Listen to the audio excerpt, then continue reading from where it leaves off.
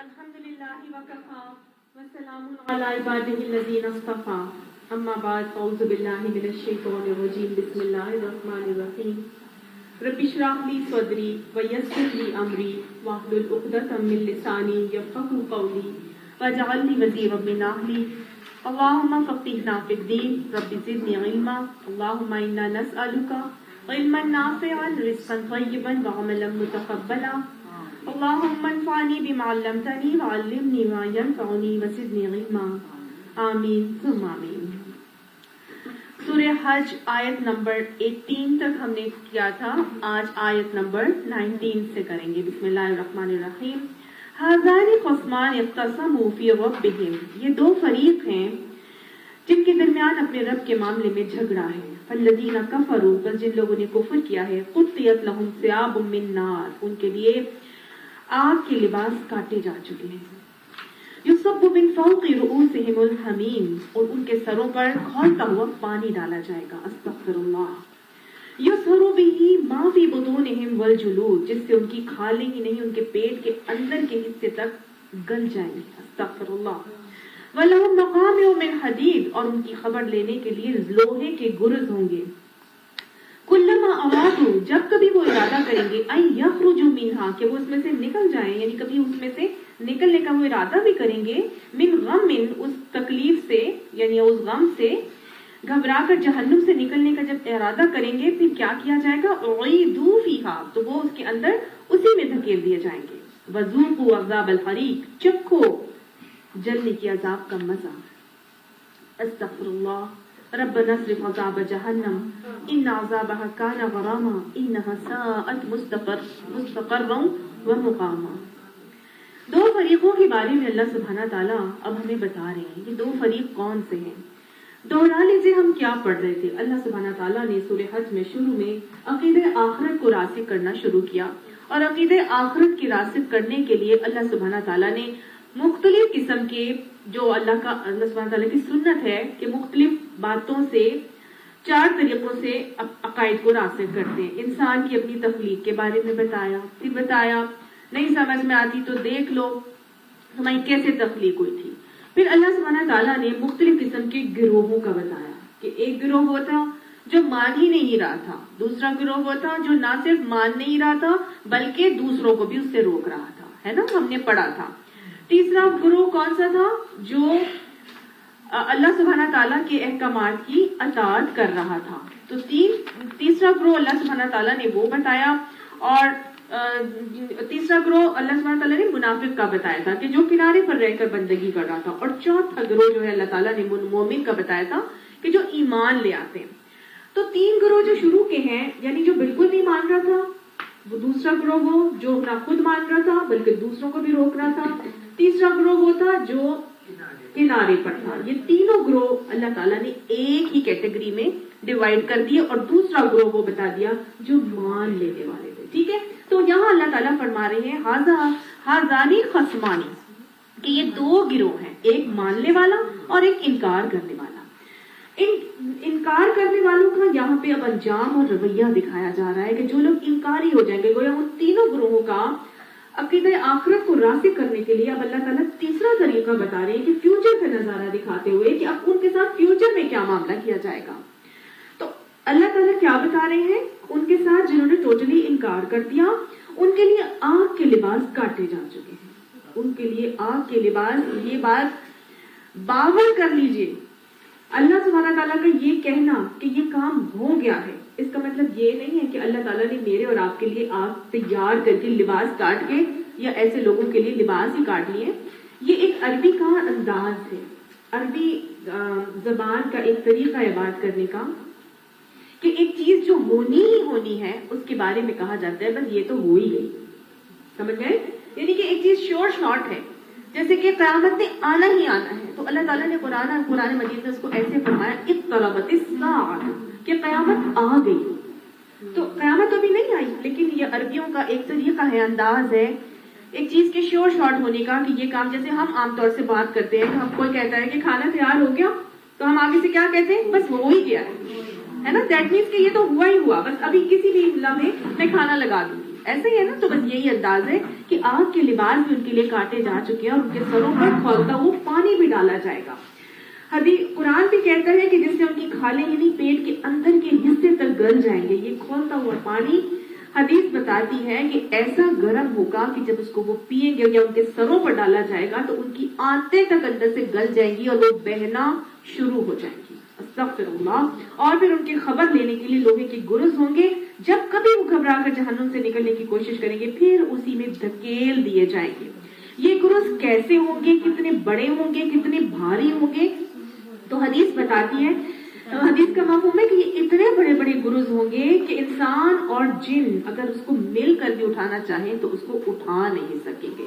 اور اگر ایک گرز کا ایک ہتھوڑا یا ایک ڈنڈا یا گرز مار دیا جائے, دنیا کے سب سے بڑے پہاڑ کے اوپر بھی مار دیا جائے تو وہ اتنا بھاری ہوگا کہ اس کو بھی وہ ریزہ ریزہ کر دے گا. استغفر اللہ. کہ جب ان کے پاس لوہے کے گرز ہوں گے, جب کبھی وہ گھبرا کر جہنم سے نکلنے کی کوشش کریں گے اسی میں پھر دھکیل دیے جائیں گے کہ چکھو اب جلنے کی سزا کا مزہ. تو یہ تو ایسے لوگوں کی بات کی جا رہی ہے جو انہوں نے ٹوٹلی انکار کر دیا تھا یا جو کفر اور نفاق میں درمیان میں ڈاواں ڈول چل رہے تھے. دوسری طرف اللہ سبحانہ تعالیٰ ایک دوسرے گروہ کا اشارہ کر کے ہمیں ان کا انجام بتا رہے ہیں. یہ گروہ کون سا ہے؟ دوسرا گروہ ایمان لانے والوں کا. ایمان لانے والوں کے ساتھ کیا ہو رہا ہے؟ معاملات ٹوٹلی الٹ ہے, ٹوٹلی اپوزٹ ہے, 180 ڈگریز کا فرق ہے. ایک جگہ جہنم ہے اور جہنم کے عذاب اور سختیاں اور مصیبتیں اور مظالم اور تشدد, اور دوسری جگہ کیا ہے؟ اللہ سبحانہ تعالیٰ فرماتے ہیں دوسری طرف جو لوگ ایمان لائے اور جنہوں نے نیک عمل کیے اللہ ان کو ایسی جنتوں میں داخل کرے گا جن کے نیچے نہریں بہ رہی ہوں گی. اللہم اجعلنا منہم. اللہ ہمیں ان کے اندر داخل فرما دے, ایسے لوگوں میں داخل فرما دے جو ان جنتوں کے حقدار ہوں گے جن کے نیچے نہریں بہ رہی ہوں گی. ان کو کیا مل رہا ہے؟ وہاں پہ تو آگ ہی آگ تھی, یہاں پہ باغ ہی باغ ہے. ان کے لیے وہاں پہ جہنم کے لباس تھے, یہاں پر ہے. یہاں پر کیا ہے؟ وہاں وہ سونے کے کنگنوں اور موتیوں سے آراستہ کیے جائیں گے اور ان کے لباس ریشم کے ہوں گے. یہ جنتیوں کی صفات اور جنتیوں کی نعمتوں کا تذکرہ اللہ تعالیٰ فرما رہے ہیں کہ وہاں سونے کے کنگنوں اور موتیوں سے وہ آراستہ کیے جائیں گے, یعنی کہ وہ پہنائے جائیں گے. یحلونا, ان کو پہنایا جائے گا. شان دیکھ رہے ہیں آپ کیا ہے؟ خود بھی نہیں اٹھ کے پہن رہے ہیں بلکہ وہ پہنائے جا رہے ہیں. وہ ایک مہارانی ہے, وہ بیٹھی ہے, اس کے آگے نوکر چاکر پھر رہے ہیں اور ہاتھوں کو آگے کیا ہوا ہے اور اس کی پوری پیمپرنگ ہو رہی ہے. اس کو وہ اتنا بھی اس کو ایفرٹ نہیں کرنی پڑ رہی کہ جنتی کو, نہ جنتی مرد کو, نہ عورت کو, کہ وہ خود اٹھائیں اور زیورات کو پہن لیں. اللہ تعالیٰ فرما رہے یحلونا فیہا, اس کے اندر ان کو پہنایا جائے گا. ایسی مہارانیوں کی طرح کی شان و شوکت ہوگی. اب یہ تو عورتوں کے لیے تو چلے ہمیں سمجھ میں آتا ہے کہ سونے کے کنگن ہوں گے اور موتیوں کے بھی یہاں پر بتایا جا رہا ہے. اور ہم اگر دیکھیں تو کیا مردوں کو بھی یہی سب کچھ ملے گا؟ جی ہاں, یہ مردوں کو بھی ملے گا. لیکن اسلام تو مردوں کو زیورات پہننے کی اجازت نہیں دیتا. اسلام تو نہ سونے کی اجازت دیتا ہے مردوں کو اور نہ ہی فیہا لباسہم فیہا حریر, نہ ان کو ریشم کے لباس کی اجازت دیتا ہے. تو ایکچولی بات یہ ہے کہ اس زمانے میں بھی جب یہ دور میں یہ قرآن پاک نازل ہوا, نبی صلی اللہ علیہ وسلم کا دور تھا, تو شاہانہ جو بادشاہوں کا جو طور طریقہ تھا وہ یہی تھا کہ وہ لوگ ریشم کے لباس پہنا کرتے تھے اور سونے چاندی کے زیورات اور کنگن پہنا کرتے تھے. تو گویا ان کو یہ بہت چیزیں بہت اٹریکٹ کرتی تھی اور بہت زیادہ ایڈمائر کرتے تھے اس چیز کو کہ بھائی شاہانی کیسر اور کسرا جو ہے وہ تو زبردست قسم کے کنگن پہنتے ہیں, ریشم کے ان کے جبے اور کرتے ہوتے ہیں. تو ان کو تو دنیاوی میں اللہ تعالیٰ نے اتنی نعمتیں عطا فرمائی, تو گویا ان کو لالچ دینے کے لیے یا ان کو ایک انسینٹو دینے کے لیے اللہ سبحانہ تعالیٰ نے ایسے فرمایا کہ یہ جن چیزوں کو تم دنیاوی طور پر بادشاہوں کی شان و شوکت کا انداز دیکھتے ہو تو یہی انداز تمہیں وہاں پر بھی ملے گا. تو یہ خوبصورتی سے اللہ سبحانہ تعالیٰ نے بتایا. اور آپ یقین مانیے صحابہ کرام کو ان باتوں کا یقین تھا, وہ آنکھیں بند کر کے ان باتوں پر عمل کرتے تھے. ان کو یقین تھا کہ ہمیں کنگن پہنائے جائیں گے, اور انہی کنگنوں کو پہننے کے لیے وہ کیا کرتے تھے کہ جب آپ صلی اللہ علیہ وسلم نے ان کو بتایا کہ مومنوں کو جہاں جہاں تک ان کے وضو کا پانی جاتا ہے اس وقت وہاں تک ان کو کنگن پہنائے جائیں گے, تو وہ وضو کے لیے اپنے جو ایریا تھا اس کو مزید بڑھا لیتے تھے کونیوں تک دھونے کے بجائے اتنا اور مزید کر لیتے تھے، ٹخنوں تک دھونے کے بجائے اور مزید ٹانگوں پر اپنے پانی کو چڑھاتے تھے تاکہ وضو کا پانی ہمیں جہاں جہاں تک پہنچے گا یہ کنگن ہمیں اس دن پہنائے جائیں گے۔ اور ہمیں یہ بات وہاں پہ پتہ بھی چلتی ہے نا کہ جب سراقہ بن مالک کو آپ صلی اللہ علیہ وسلم نے ایک پیشن گوئی کی تھی، جب آپ صلی اللہ علیہ وسلم مدینہ ہجرت کر رہے تھے تو سراقہ بن مالک نے آپ صلی اللہ علیہ وسلم کو آلموسٹ کیچ کر لیا، یعنی پکڑ لیا، نقب لگا لیا تقریباً، لیکن ان کا گھوڑا زمین میں دھس جاتا تھا، وہ جب آگے بڑھنے لگتے گھوڑا دھس جاتا تھا۔ تو بہرحال آپ صلی اللہ علیہ وسلم کو اس نے سمجھ لیا کہ یہ اللہ کی ہی طرف سے کوئی مدد ان کو غیبی مل رہی ہے، جو میرا گھوڑا بار بار دھس رہا ہے۔ وہ مان گیا اور آپ صلی اللہ علیہ وسلم کو اس نے جانے دیا، لیکن اس نے یہ کہا کہ آپ ایک ہڈی پر مجھے لکھ دیں کہ آپ جو ہے وہ مجھے معاف کر دیں گے۔ اور آپ صلی اللہ علیہ وسلم نے نہ صرف اس کو یہ کر کے دیا بلکہ آپ صلی اللہ علیہ وسلم نے اس کے لیے دعا بھی کی، اور آپ نے فرمایا کہ ایک وقت آئے گا جب تمہیں کسرا کے کنگن پہنائے جائیں گے۔ تو وہ بہت حیران ہوا سراقہ بن مالک، اور اس نے کہا کہ کسرا کے کنگن مجھے پہنائے جائیں گے، اور ایسے ہی ہوا۔ حضرت عمر کے دور خلافت میں جب کیسر و کسرا روم اور شام کو فتح کیا گیا تو وہاں سے مال غنیمت میں وہ کنگن آئے تھے۔ پھر سراقہ بن مالک نے اپنے اس واقعے کو بتایا کہ دیکھو اس وقت نبی صلی اللہ علیہ وسلم نے مجھے یہ پیشن گوئی کی تھی، لہٰذا یہ کنگن مجھے دیے جائیں۔ تو یہ اس زمانے کی یہ شان و شوکت تھی جو اللہ تعالیٰ نے یہاں مومنوں کو بتائی کہ دیکھو تم ان چیزوں کے حریص دنیا میں بنتے ہو، یہ ساری چیزیں جنتیوں کو ان دن اس دن دی جائیں گی، اور لباسہم فیہا حریر، ان کے لیے سونے کا ریشم کا لباس بھی ہوگا۔ اور یہ ریشم بھی سونے کا لباس جو ہے یہ دنیا میں مومن مردوں کو منع کر دیا گیا ہے، مردوں کے لیے الاؤڈ نہیں ہے، لیکن خواتین جو ہے وہ دنیا میں ریشمی لباس زیبتن کر سکتی ہیں۔ اور ان کو پاکیزہ بات قبول کرنے کی ہدایت بخشی گئی اور انہیں خدائے ستودہ صفات کا راستہ دکھایا گیا۔ جن لوگوں نے کفر کیا اور جو آج اللہ کے راستے سے روک رہے ہیں اور اس مسجد حرام کی زیارت میں مانے ہیں، یعنی منع کرتے ہیں لوگوں کو مسجد حرام کے راستے میں آنے سے منع کرتے ہیں، جسے ہم نے سب لوگوں کے لیے بنایا، گویا مشرکین مکہ کو کہا جا رہا ہے کہ تم آج نبی صلی اللہ علیہ وسلم کو جو عمرے کے لیے روکنے کا معاملہ کیا تھا تو کہا گیا کہ یہ تو وہ جگہ ہے کہ جسے اللہ تعالیٰ نے سب لوگوں کے لیے بنایا ہے، جس میں مقامی باشندوں اور باہر سے آنے والوں کے حقوق برابر ہیں۔ ان کی روش یقیناً سزا کی مستحق ہے۔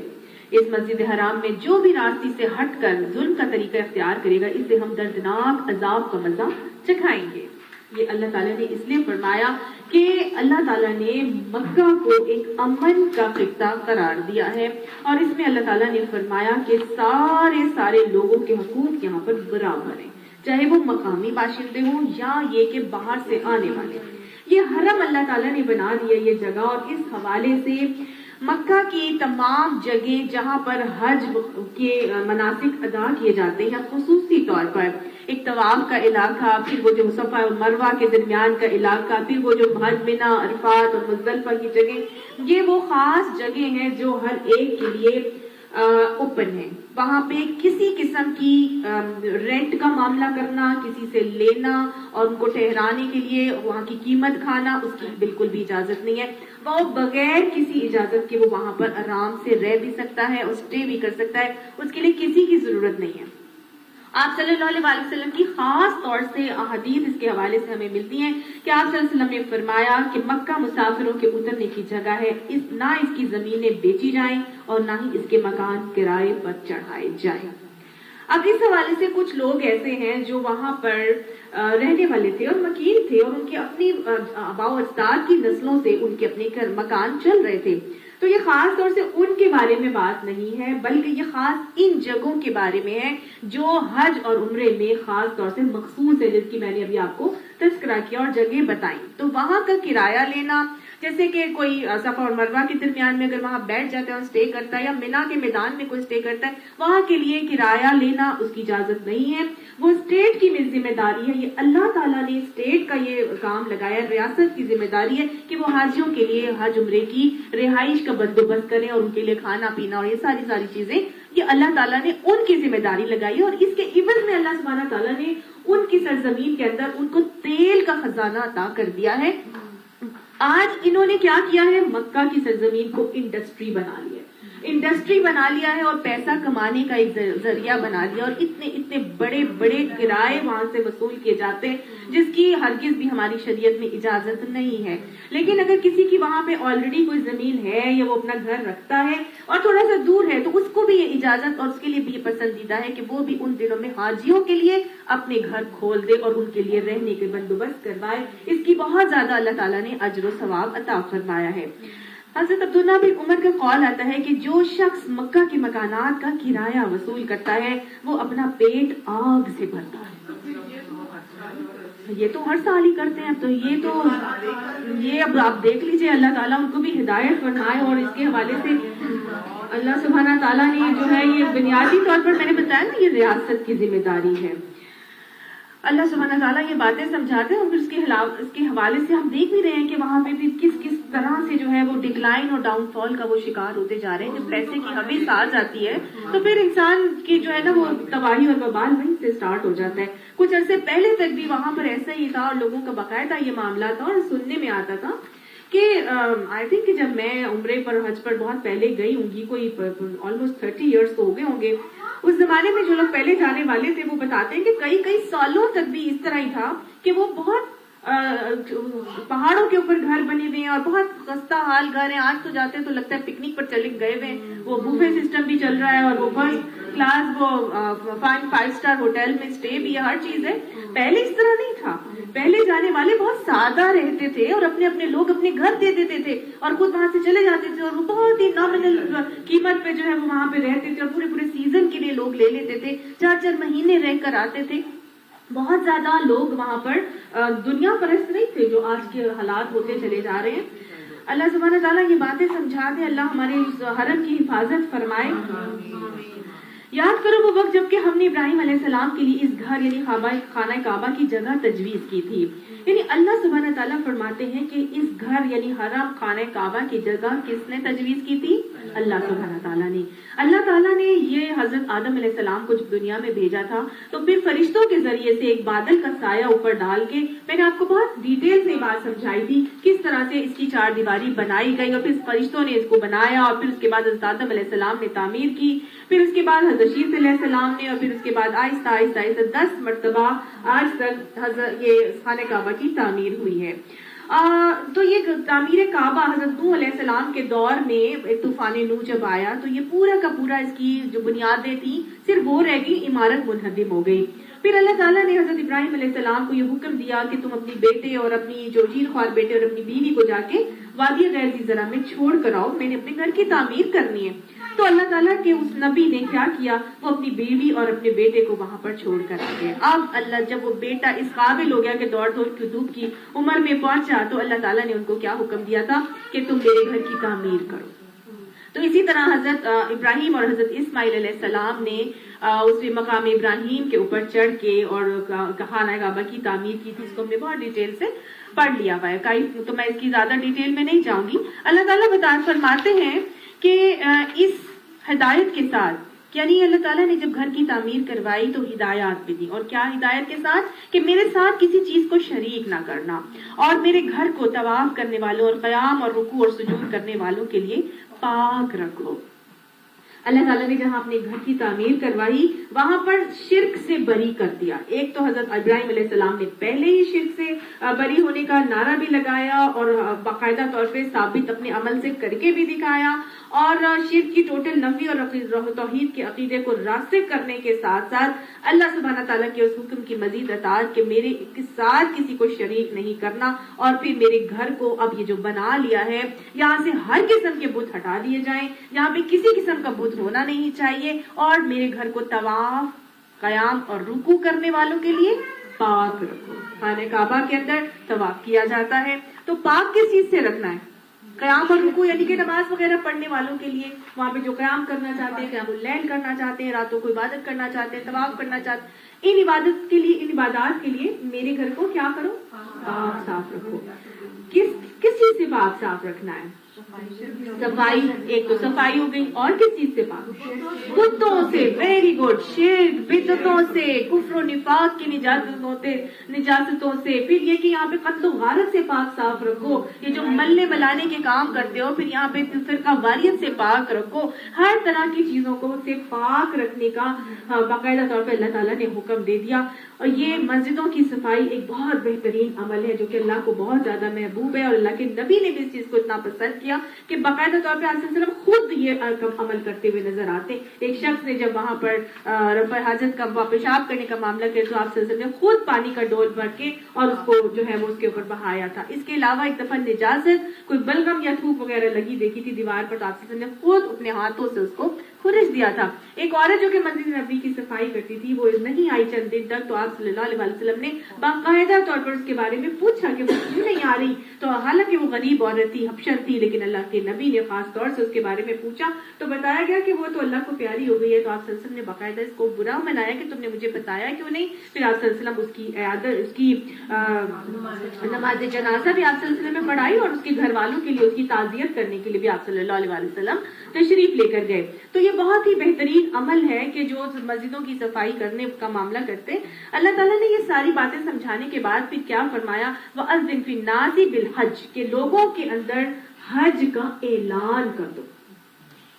لوگوں کو حج کا اعلان کرنے کا جب اللہ تعالیٰ نے حکم دیا اور آگے سے کہا کہ یاتوک رجالن، وہ تمہارے پاس ہر دور دراز سے مقام سے پیدل اور اونٹوں پر سوار ہو کر آ جائیں، یعنی کہ تم یہ اعلان کرو کہ سب لوگ دور سے آئیں.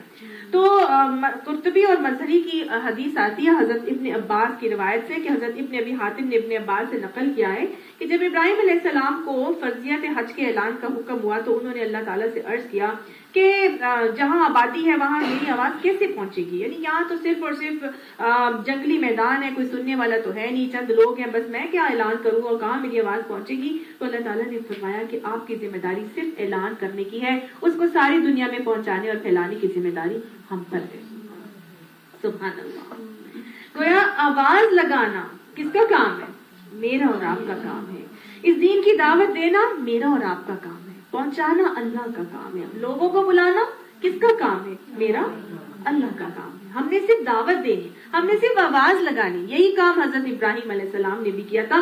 جب اللہ کا نام دیا جاتا ہے کسی چیز کے اندر تو پھر اللہ سبحانہ تعالیٰ وہ برکت والی ذات، برکت ڈالنا اس کا کام. ٹھیک ہے نا. تو یہی اسی بات پر اعتبار کرتے ہوئے حضرت ابراہیم علیہ السلام نے پھر کیا کیا.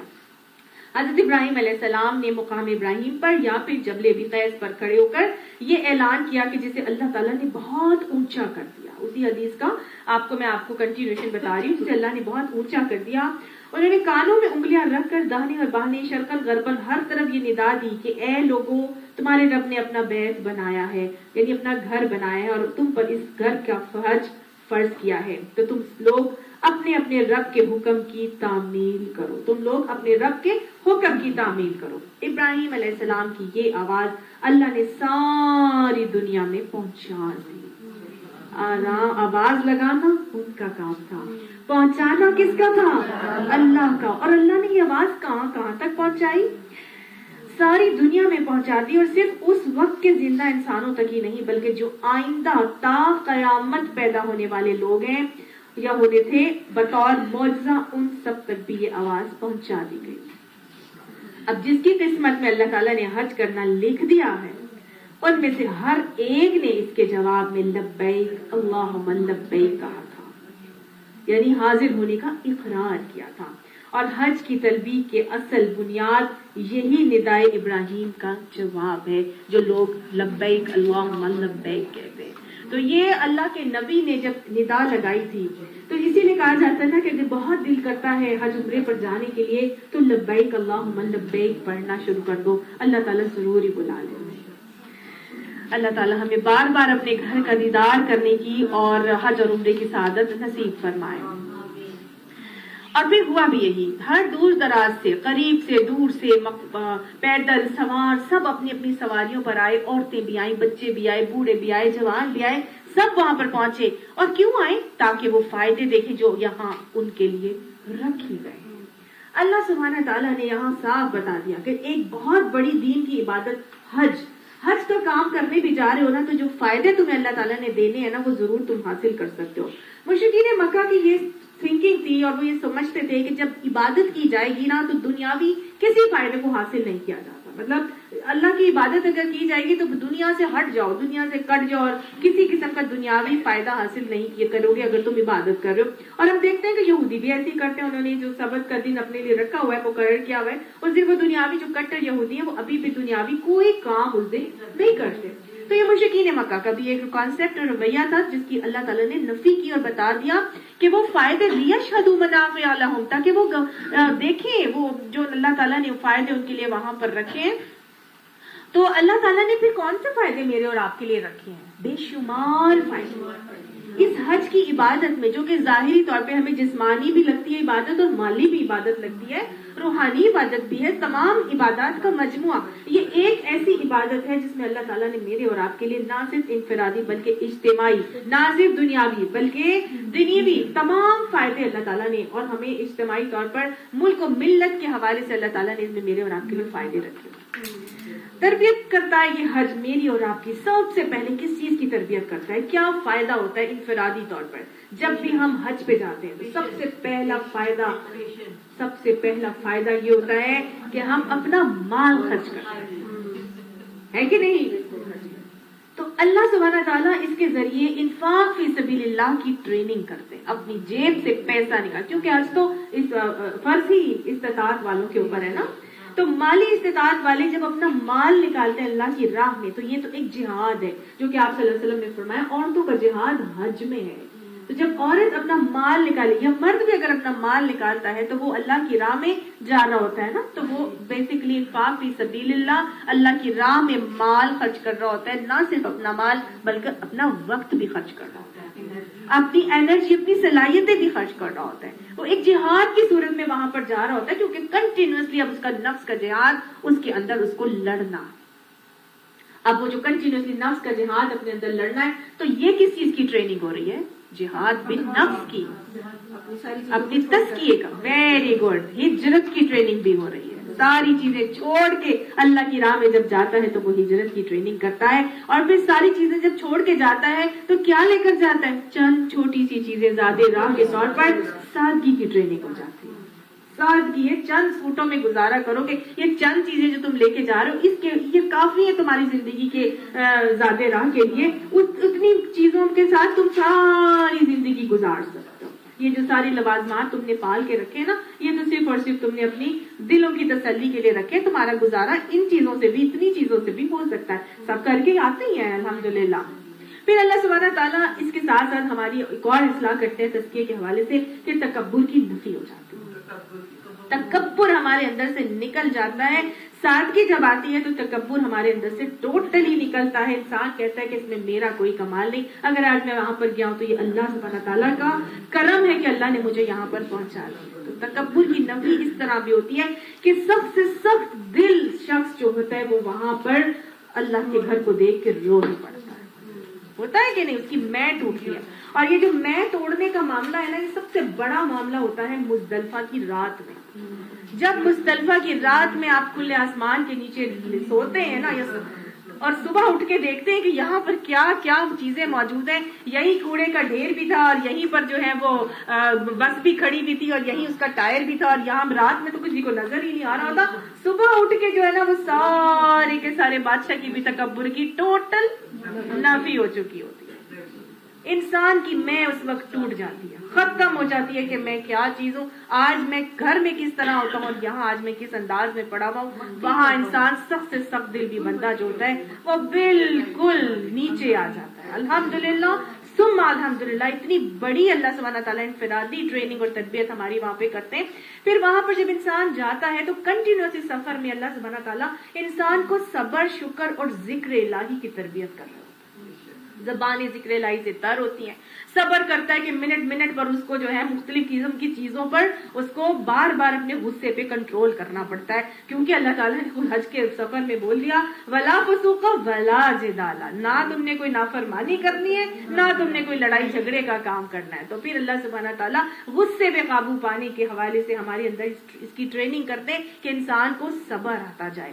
پھر کیا ہے, کئی چیزیں ہمیں ایسی وہاں پہ ملتی ہیں جو ہمیں پسند نہیں آ رہی ہوتی. کبھی کھانے میں نمک زیادہ ہے, کبھی مرچ تیز ہے, کبھی آئل زیادہ ہے, کبھی گرمی لگ رہی ہے, کبھی سردی لگ رہی ہے, کبھی اتنے سارے لوگ ہیں, کسی کی کوئی پسند ہے کسی کی کوئی پسند ہے.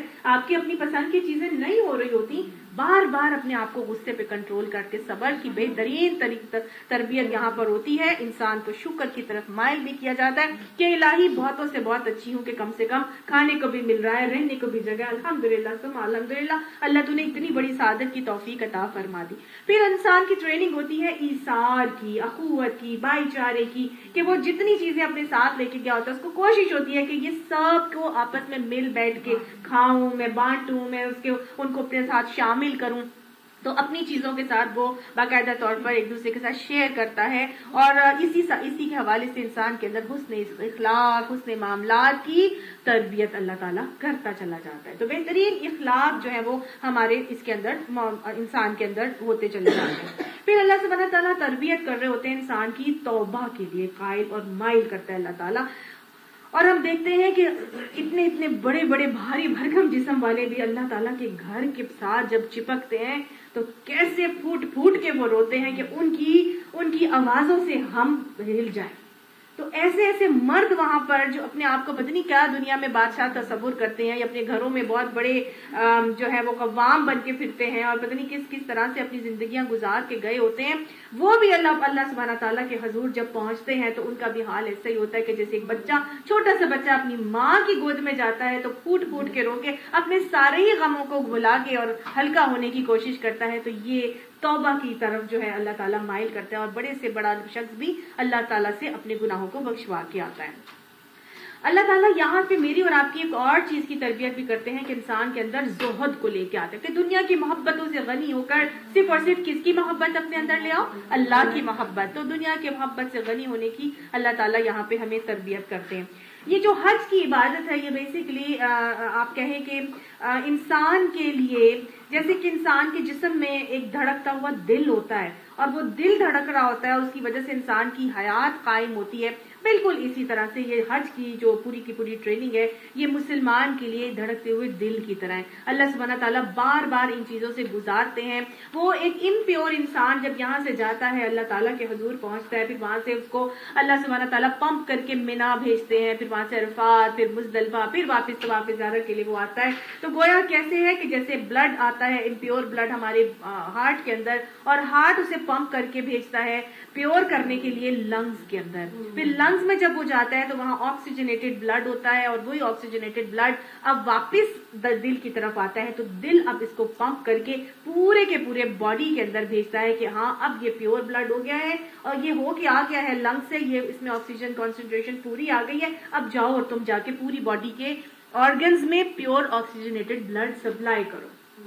تو مومن کیا کرتا ہے, وہ جب باہر جاتا ہے 5 دن اسٹے کرتا ہے کم سے کم, پھر اس کے بعد کیا ہوتا ہے اللہ تعالیٰ اس کو امپیورٹیز سے ہٹا کے پیور کرتے ہیں, اور اس کو پمپ کر کے اب دوبارہ دنیا میں بھیجتے ہیں کہ جاؤ اب امت کے نمائندے اور علمبردار بن کے جاؤ, اور جا کے میرا پیغام ساری دنیا میں پہنچاؤ, اور میرے دین کی حاکمیت کو نافذ اور قائم کر دو. تو یہ ہمارے لیے اتنی بڑی تربیت ہے جو کہ انفرادی تربیت کے ساتھ پھر اجتماعی لیول پر لے کر جاتی ہے.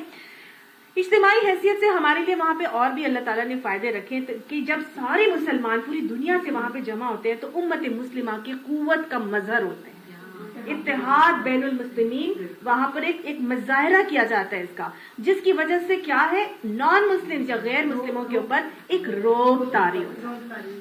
ٹھیک ہے, پھر یہ ایک ایسی سینٹر بن جاتا ہے کہ جہاں پہ مختلف ممالک سے, مسلم ممالک سے لوگ آ کر ایک پلیٹ فارم ملتا ہے جہاں پر وہ اپنی آئندہ مختلف قسم کی پالیسیز کو ڈسکس بھی کر سکتے ہیں اور لائحہ عمل تیار بھی کر سکتے ہیں. تو گویا سوشل انٹریکشنز بھی اللہ تعالیٰ وہاں پر ان مختلف مذاہب اور کلچر سے آئے ہوئے لوگوں کی جب آپس میں ملتے ہیں تو تمدن سیکھتے ہیں، کلچر سیکھتے ہیں، پھر مختلف قسم کی ان کے اندر آتی ہیں یہ مختلف چیزیں. جیسے ہم ملیشینس کو دیکھتے ہیں، انڈونیشینس کو دیکھتے ہیں، ان کے اندر ایک علیحدہ چیز ہمیں نظر آتی ہے نا.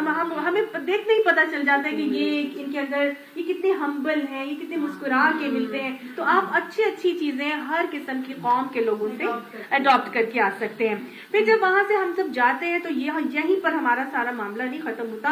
اس کے علاوہ بہت بڑا فائدہ ہوتا ہے، اور وہ دنیاوی فائدہ ہمیں یہ ہوتا ہے کہ ہم اپنے کاروباروں میں بہت برکت کر سکتے ہیں، تجارت کی فروغ دے سکتے ہیں، ایکسپورٹ کا معاملہ کر سکتے ہیں، پھر ہم اپنے علوم ڈسکس کر سکتے ہیں، ہم اپنے کاروبار بھی کر سکتے ہیں. تو ہر طرح کی چیزیں جو ہیں وہ وہاں پر انسان کو فائدہ دیتی ہیں. اللہ سبحانہ تعالیٰ نے بہترین جامع ترین عبادت، یہ حج کی عبادت میرے اور آپ کے لیے رکھی. اللہ تعالیٰ آگے فرماتے ہیں اور چند مقرر دنوں میں ان جانوروں پر اللہ کا نام لے. اب یہ کون سے مقرر دن ہیں جن میں جانوروں پر اللہ کا نام لینا ہے؟ ایام حج کے جو ایام تشریق کے دن ہیں. ہاں جی، ویری گڈ. یہ ایام تشریق یا یوم النحر یعنی جو پہلا جو ہوتا ہے، اس کے بعد پھر ایام تشریق، ان میں آپ آرام سے قربانی کر کے وہ جو جانور ہدی کے انسان لے کے جاتا ہے ان کے اوپر اللہ کا نام لے کر ان کو قربان کیا جائے. اس میں اللہ تعالیٰ نے ان آیات میں کنٹینیوٹی سے مناسک حج بھی مجھے اور آپ کو سمجھا دیے اور بتا دیے، یعنی قربانی کر کے اور جو اللہ نے جو اس نے انہیں بخشے، یعنی وہ جو ہدی کے جانور تم لے کر گئے تھے ان پر قربان کرو اور خود بھی کھاؤ اور تنگ دست محتاج کو بھی دو. تو قربانی کے گوشت کے مصارف بتائے جا رہے ہیں کہ کیا کرنا ہے. یہ جو قربانی کا گوشت ہے جو ہم کرتے ہیں قربان، چاہے ہم حج کے اس موقع پر کریں یا ہم یہاں پر عام مسلمان کے طور پہ کریں جو حج نہیں کر رہے، وہ ظاہر سب مسلمان حج کرتا یہ عید الاضحیٰ پر قربانی کرتے ہیں. تو اس کے مصارف کیا ہیں کہ وہ خود بھی کھا سکتے ہیں اور تنگ دست محتاجوں کو بھی دے سکتے ہیں. آپ صلی اللہ علیہ وسلم کا جو رویہ تھا وہ یہ تھا کہ آپ صلی اللہ علیہ وسلم نے جب حج کیا تھا تو اس حج پہ 100 اونٹ قربان کیے تھے. الحمدللہ اتنے سارے اونٹ قربان کرنے میں آپ صلی اللہ علیہ وسلم نے 63 اونٹ اپنے ہاتھ سے قربان کیے تھے، اور باقی جو 37 اونٹ تھے وہ حضرت علی کو کہا تھا اب آپ کر دیں. پھر جب سارے اونٹ قربان ہو گئے تو آپ صلی اللہ علیہ وسلم نے فرمایا کہ ہر اونٹ کے گوشت میں سے ایک حصہ اٹھاؤ اور اس کا سب کو ملا کے ایک سالن تیار کرو. پھر اس کا جب کھانا تیار ہوا تو پھر آپ صلی اللہ علیہ وسلم نے اس میں سے تناول فرمایا. ٹھیک ہے، تو گویا قربانی کے گوشت کو خود بھی کھایا جائے مستحب ہے اور اللہ کی نبی کی سنت ہے، اس کو پسندیدہ قرار دیا گیا. آج لوگ کہتے ہیں کہ نہیں جی قربانی کا گوشت کھانا نہیں ہے، ہم نے صرف اور صرف بانٹ دیں گے. تو اس کے لیے مختلف قسم کی آراء ہیں، مختلف ائمہ اس کے بارے میں مختلف آراء رکھتے ہیں. کچھ لوگ کہتے ہیں کہ کھانا جو ہے واجب ہے اور کھلانا بھی واجب ہے، اور کچھ لوگ کہتے ہیں کہ کھانا تو واجب نہیں ہے لیکن کھلانا واجب ہے. کچھ لوگ کہتے ہیں کہ کھانا بھی مستحب ہے اور کھلانا بھی مستحب ہے، اور یہ سنت نبی صلی اللہ علیہ وسلم کا طریقہ ہے. تو یہ امام ابو حنیفہ جو ہے وہ اسی بات پہ قائل ہیں کہ کھلانا اور کھانا دونوں جو ہے وہ مستحب ہیں. اگر آپ دوسروں کو کھلانا چاہتے ہیں لیکن میں نے حدیث میں آپ صلی اللہ علیہ وسلم سنت کا عمل آپ کو بتا دیا کہ آپ صلی اللہ علیہ وسلم نے خود بھی پکا کے کھایا تھا اس کو، تو یہ اگر ہم کھائیں گے بھی تو کیا ہوگا، سنت پر عمل ہو جائے گا. پھر اور کیا کریں، جب اپنا میل کچیل دور کریں، یعنی قربانی کرنے کے بعد آپ اپنا میل کچیل دور کریں. اس سے کیا ہوتا ہے، انسان اپنا احرام کھولتا ہے حلق قصر کروا کے، پھر نہا دھو کے اپنا جو میل کچیل تھا وہ اس کو اتار کے اپنی نظریں پوری کریں. اب یہ نظریں کون سی ہیں، مختلف قسم کے لوگوں نے نظر مانی ہوتی ہے حج کے موقع پر، یعنی کوئی بھی اللہ تعالیٰ سے آپ نے کیا ہو کہ میں یہ کروں گی، یا کوئی نظر بھی آپ نے مانی ہو. کچھ لوگ کہتے ہیں کہ میں قربانی کروں گی، ہاں ٹھیک ہے نا، تو یہ نظر وہ آپ پوری کر دیں. جو بھی آپ کا طریقہ ہو کہ اگر میرا یہ کام ہو گیا تو اللہ میں 10 نفل پڑھوں گی، یا میں ایک یہ کروں گی، یا میں کسی کو کھانا کھلاؤں گی، تو گویا یہ نظر بھی پوری کر کے اور پھر کیا کریں، اس قدیم گھر کا طواف کریں. بیت عتیق یعنی کہ طواف زیارہ کا یہاں پر حکم دیا جا رہا ہے. یہ مناسک حج ہیں جو بتائے گئے ہیں یہاں پر. اگر اس سیکوینس سے ہم مناسک حج ادا کریں، جو کہ امام ابو حنیفہ اس کو کہتے ہیں کہ اسی طرح ادا کیے جائیں جس طرح قرآن میں لکھا ہوا ہے. اگر اس طرح ادا نہ ہو سکے، ترتیب آگے پیچھے ہو گئی، تو نہ صرف سنت سے روگردانی ہوگی بلکہ اللہ کے حکم سے بھی روگردانی کا معاملہ ہو جائے گا، اور اس میں آپ کو اوپر ایک دم دینا واجب ہے۔ اور دم کیا ہے کہ ایک قربانی ہے جو کہ آپ مکہ ہی کی حدود میں دیں گے۔ اگر آپ وہ دم نہیں دے سکتے تو پھر آپ 3 روزے وہیں پر رکھیں گے حج کے دنوں میں یا ڈیورنگ یور اسٹے پیریڈ، اور باقی 7 روزے گھر واپس آنے کے بعد رکھیں گے، گویا 10 روزے اگر قربانی نہیں دے سکتے۔ لیکن باقی 3 ائمہ اس کے خلاف ہیں، اور آپ صلی اللہ علیہ وآلہ وسلم کی باقاعدہ معاملے کی دلیل پیش کرتے ہیں اس کے حوالے سے کہ جب لوگوں نے آپ صلی اللہ علیہ وسلم کے دور میں حج کیا تھا تو آپ صلی اللہ علیہ وسلم نے تو یہی ترتیب ملحوظ خاطر رکھی تھی جو اللہ تعالیٰ نے قرآن میں بتائی، لیکن صحابہ کرام سے ترتیب میں الٹ پلٹ ہو گیا۔ کچھ صحابہ کرام نے قربانی پہلے کر لی، طواف زیارہ پہلے کر لیا، اور کچھ نے بعد میں قربانی کی۔ تو آپ صلی اللہ علیہ وسلم کے پاس آئے اور آ کے انہوں نے کہا، بتایا کہ میں نے یہ عمل پہلے کر لیا، یہ بعد میں ہو گیا۔ آپ صلی اللہ علیہ وسلم ہر ایک کا معاملہ سن کے کہا کرتے تھے لا حرج لا حرج، یعنی اس میں کوئی حرج نہیں ہے۔ آپ صلی اللہ علیہ وسلم نے کسی کو نہیں بتایا تھا کہ جی آپ سے چونکہ ترتیب میں الٹ پلٹ ہو گیا لہٰذا آپ دم دیں۔ یہ میں نے آپ کو صرف ائمہ کی رائے بتائی ہے، جو حنفی وہ ہیں امام ابو حنیفہ، وہ کہتے ہیں کہ جی آپ ترتیب میں اگر الٹ پلٹ ہو جائے تو یہ سنت سے روگردانی اور قرآن کے حکم سے بھی روگردانی، لہٰذا دم دے دیں تو بہتر ہے اور دم دینا واجب ہوگا۔ تو بہرحال دونوں آراء اس کے حوالے سے موجود ہیں۔ یہ تھا تعمیر کعبہ کا مقصد۔ اللہ تعالیٰ نے یہاں مجھے اور آپ کو بتا دیا کہ ذالکہ، یہی مقصد تھا اللہ کے گھر کی تعمیر کا، کہ وہاں پہ حج اور عمرے کے لیے لوگ آئیں، طواف کریں اور یہ مناسک اپنی ادا کریں۔ اور جو کوئی اللہ کی قائم کردہ حرمتوں کا احترام کرے تو یہ اس کے رب کے نزدیک خود اسی کے لیے بہتر ہے۔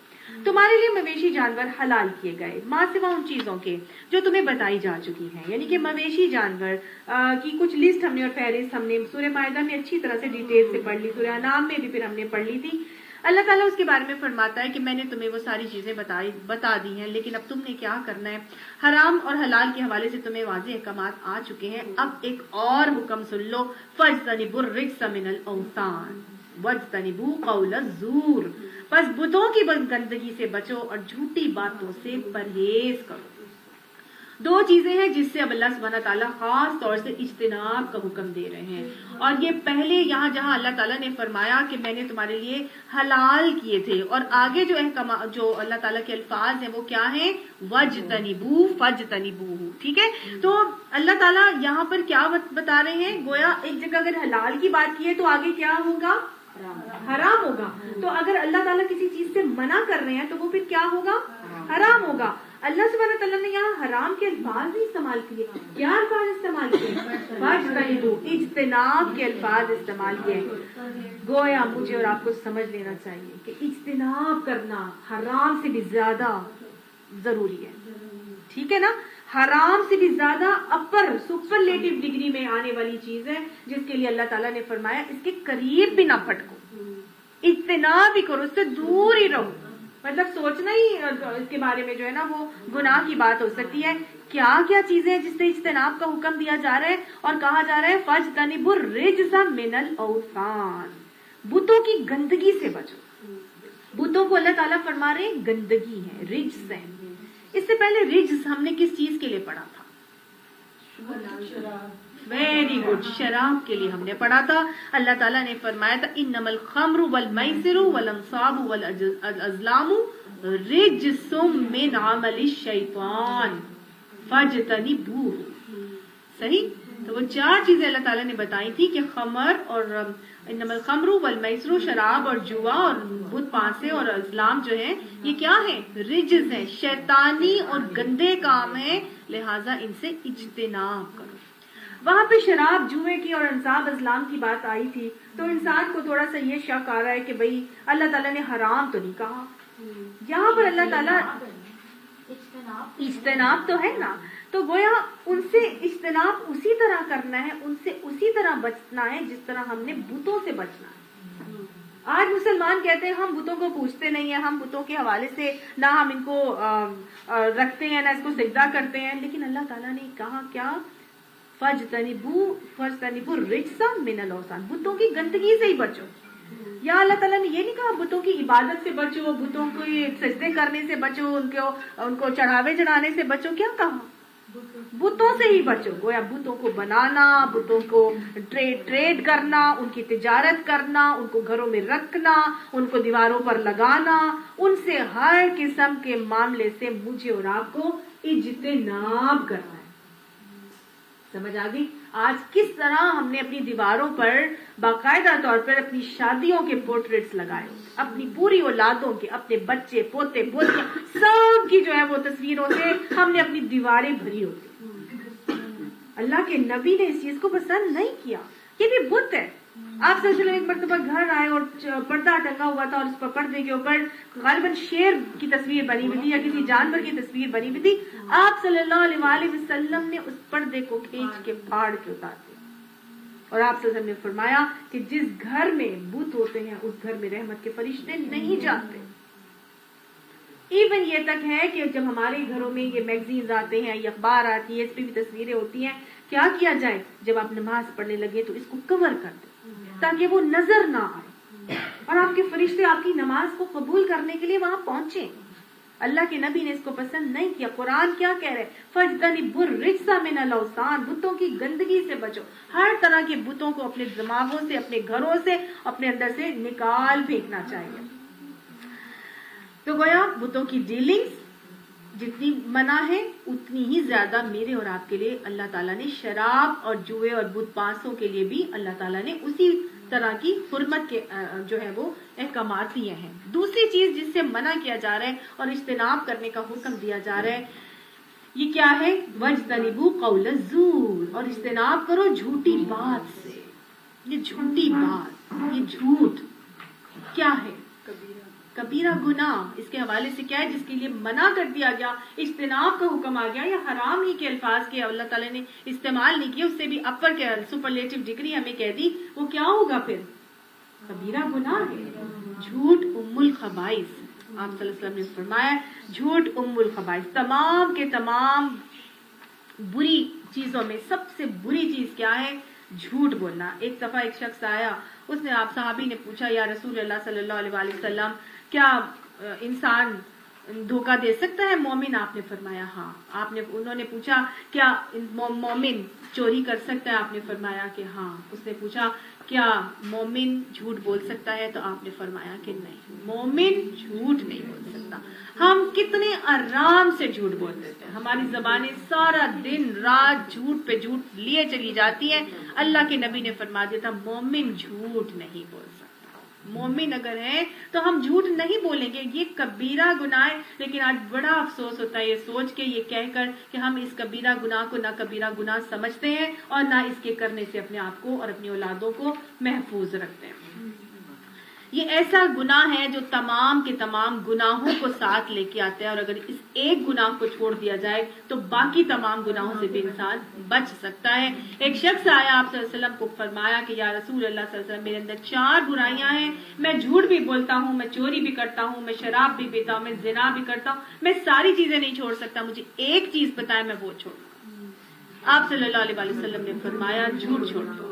اور جب اس نے جھوٹ چھوڑا تو وہ آہستہ آہستہ ساری ہی گناہوں سے خود بخود محفوظ رہ گیا. کیونکہ میں نبی کو پکڑا گیا تو نبی صلی اللہ علیہ وسلم کو کیا کہوں گا، مجھے تو جھوٹ بولنا پڑے گا. لہٰذا وہ آہستہ آہستہ ساری ہی چیزوں اس کو چھوڑ گیا.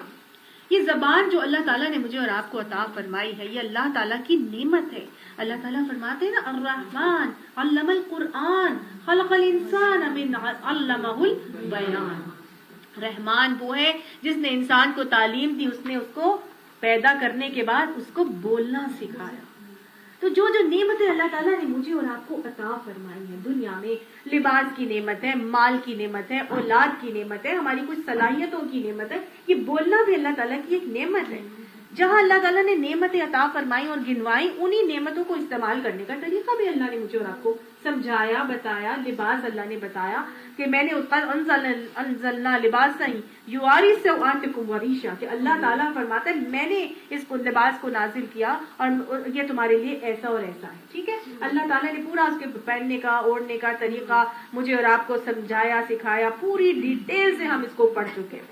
پھر اللہ سبحانہ تعالیٰ مال جہاں ہمیں دیتا ہے، مال کو خرچ کرنے کا طریقہ اللہ تعالیٰ نے کس طرح سورہ بقرہ میں مجھے اور آپ کو سکھایا. گریجولی اللہ تعالیٰ ایک ایک چیز اللہ بتاتا ہے.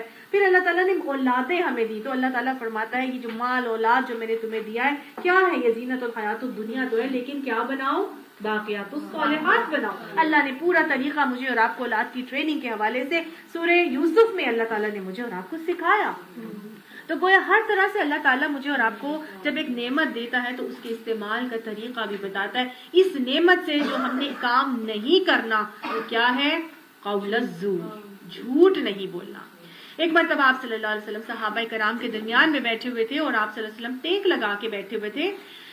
تو آپ صلی اللہ علیہ وسلم خانہ کعبہ کے پردے سے ٹیک لگا کر بیٹھے ہیں اور آپ نے فرمایا کہ میں تمہیں 3 کبیرہ گناہ نہ بتاؤں. پھر آپ صلی اللہ علیہ وسلم نے فرمایا 3 کبیرہ گناہ کیا ہیں، الاشراک باللہ، اللہ سے شرک کرنا، وعقوق الوالدین، اور والدین کی نافرمانی کرنا.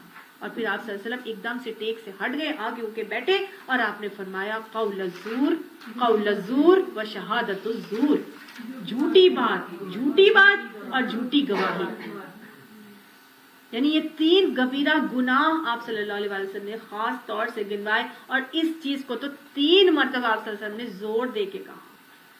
جھوٹی گواہی کیا ہے، کہ ہم اپنی تجارت کا معاملہ کرتے ہیں اور وہ ہے نا کہ تم میں سے کوئی شخص ہے کہ جو اپنا مال، عیب دار مال جھوٹی قسم کھا کر بیچ دیتا ہے، تو پھر اس میں سے برکت اٹھ جاتی ہے.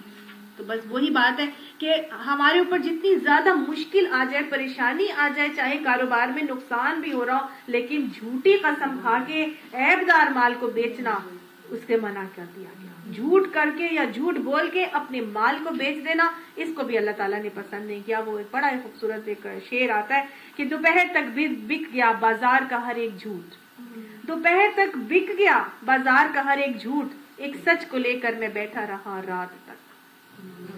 آج ایسا ہے کہ نہیں ہے؟ جو سچائی پہ لگے ہوئے ہیں وہ بیچارے رات کر بیٹھے ہیں، لیکن اصل میں حلال مال وہی کمانا ہے. حلال کمانا کوئی اتنا آسان نہیں ہے. جھوٹ بول کے تو سبھی آگے سے آگے بڑھتے چلے جاتے ہیں. پھر یہ وہ گناہ ہے جس کو آپ صلی اللہ علیہ وسلم نے موبقات میں شامل کیا. موبقات کہتے ہیں ہلاک کر دینے والے گناہ. 7 موبقات میں سے آپ صلی اللہ علیہ وسلم نے ایک جو گنوایا وہ یہ گنوایا کہ جھوٹ بولنے والا. جھوٹ کے حوالے سے ایک اور چیز جو ہمارے معاشرے میں بہت زیادہ رائج ہے اور وہ ہے تہمت لگانا. تو 7 موبقات میں اللہ نے جس کو جھوٹ بولنے کا حوالہ دیا وہ کیا ہے، جھوٹ. پاک دامن بھولی بھالی عورتوں کے اوپر تہمت لگانا. تو یہ جھوٹ ہی کی ایک شکل ہے کہ ہم وہ چیز دوسرے سے منسوب کر دیں جو اس نے نہیں کی ہو. یہ تہمت لگانا کبیرہ گناہ ہے اور اس کو کرنے والے کی 40 سال کی عبادت ضائع ہو جاتی ہے.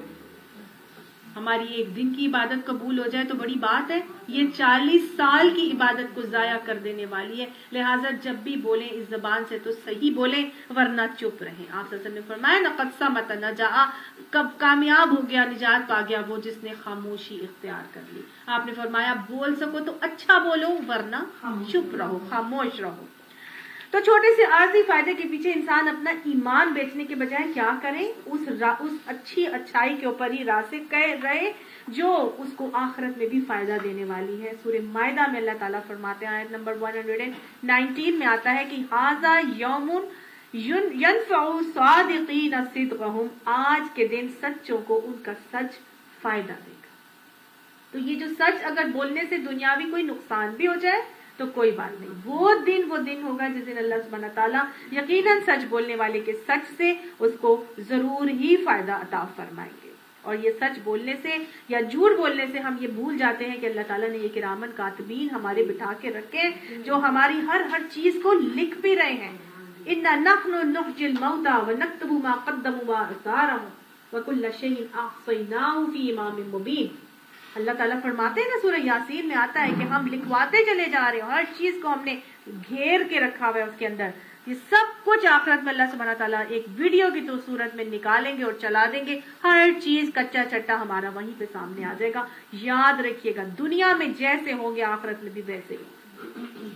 اگر دنیا میں ہم جھوٹ بولنے والے ہیں تو آخرت میں بھی جب اللہ تعالیٰ سے ملاقات ہوگی تو انسان کو اللہ تعالیٰ فرمائے گا کیوں جھوٹ تم نماز نہیں پڑھتے تھے؟ تو انسان کیا کہے گا؟ جھوٹا نہیں اللہ میاں میں تو پڑھتا تھا، ہے نا، نہیں میں نے تو پڑھی تھی، نہیں میں نے تو یہ بھی کیا تھا، نہیں میں تو یوں بھی کرتا تھا، میں تو وہ بھی کرتا تھا۔ یہ دنیا کی فطرت آخرت میں ہماری قائم رہنی اگر ہم چاہتے ہیں کہ ہم سچے ہوں۔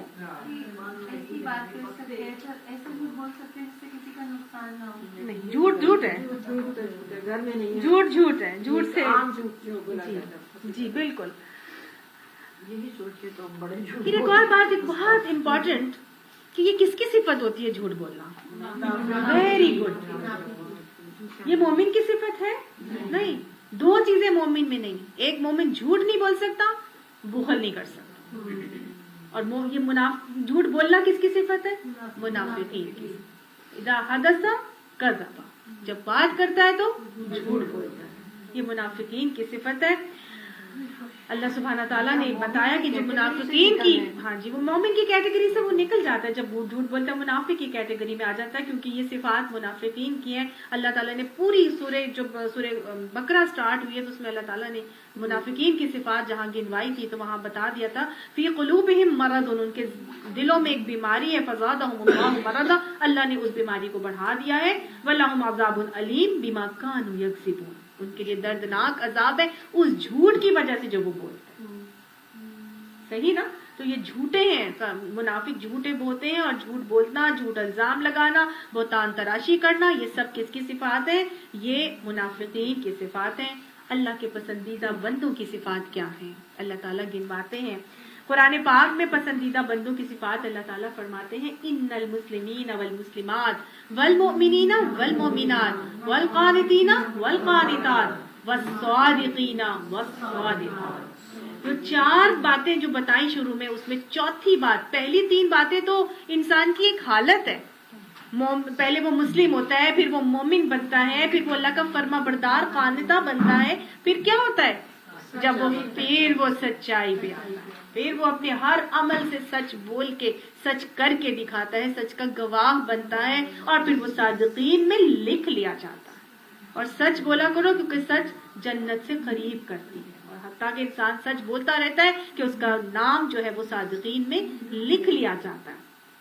اللہ تعالیٰ ہمیں سچ بولنے کی توفیق عطا فرمائے، سچ کے لیے اٹھ کھڑے ہونے والا بنائے۔ اللہ سبحانہ تعالیٰ سچوں کی پسند کو پسند بھی کرتا ہے، اور اللہ تعالیٰ سچوں کی مدد بھی کرتا ہے۔ تو لہٰذا جب اللہ تعالیٰ پسند کرتا ہے تو پھر ہمیں اور آپ کو کیا کرنا ہے؟ سچ کے اوپر جم جانا ہے، سچ کے ساتھ جڑ جانا ہے، سچ کی معاونت کے لیے کھڑے ہو جانا ہے۔ جہاں دیکھیں کہ سچ کو دبایا جا رہا ہے تو اس کے خلاف اٹھ جانا ہے، اور جب سچ کے لیے کرتے ہیں تو پھر جھوٹ سے پھر مجھے اور آپ کو کیا کرنا ہے؟ نفرت کرنی ہے، اجتناب کرنا ہے، نہ جھوٹ بولنا ہے، نہ جھوٹوں کا ساتھ دینا ہے، اور جہاں دیکھیں کہ جھوٹ کو اٹھایا جا رہا ہے وہاں جھوٹ کو دبانے کے لیے ہمیں اٹھ کھڑے ہونا ہے۔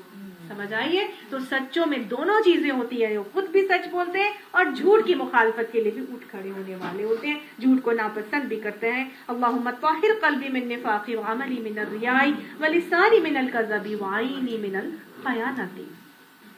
تو جھوٹی باتوں سے پرہیز کرنے کو حکم دیا جا رہا ہے، جھوٹی شہادت، جھوٹی گواہی، سب چیزوں سے یہاں منع کیا جا رہا ہے۔ یکسو ہو کر اللہ کے بندے بن جاؤ، حنفاء للہ، یکسو ہو کر اللہ کے بندے بنو۔ یکسو کون تھا؟ حضرت ابراہیم علیہ السلام۔ ویری گڈ، گویا حضرت ابراہیم علیہ السلام کی صفت مسلمن حنیفن یہ تمہارے اندر بھی آ جانی چاہیے۔ یہ سارا معاملہ بھی ہم وہی پڑھ رہے تھے نا، حضرت ابراہیم علیہ السلام نے کس طرح حج کے لیے آواز دی اور لگایا، تو یہی وہ تمہارے لیے ماڈل، رول ماڈل کون ہونا چاہیے؟ اللہ کے نبی حضرت ابراہیم علیہ السلام، اور اس کے بعد پھر کانا صدیق النبیہ، تو تمامی نبیوں کی صفات ہم پڑھ کے آ چکے۔ اس کے بعد نبی صلی اللہ علیہ وسلم پہ جب نبوت آئی تو آپ صلی اللہ علیہ وسلم کیا تھے؟ صادق اور امین تھے۔ حضرت ابو بکر کیا تھے؟ صدیق تھے۔ ان کی بیٹی حضرت عائشہ کیا ہیں؟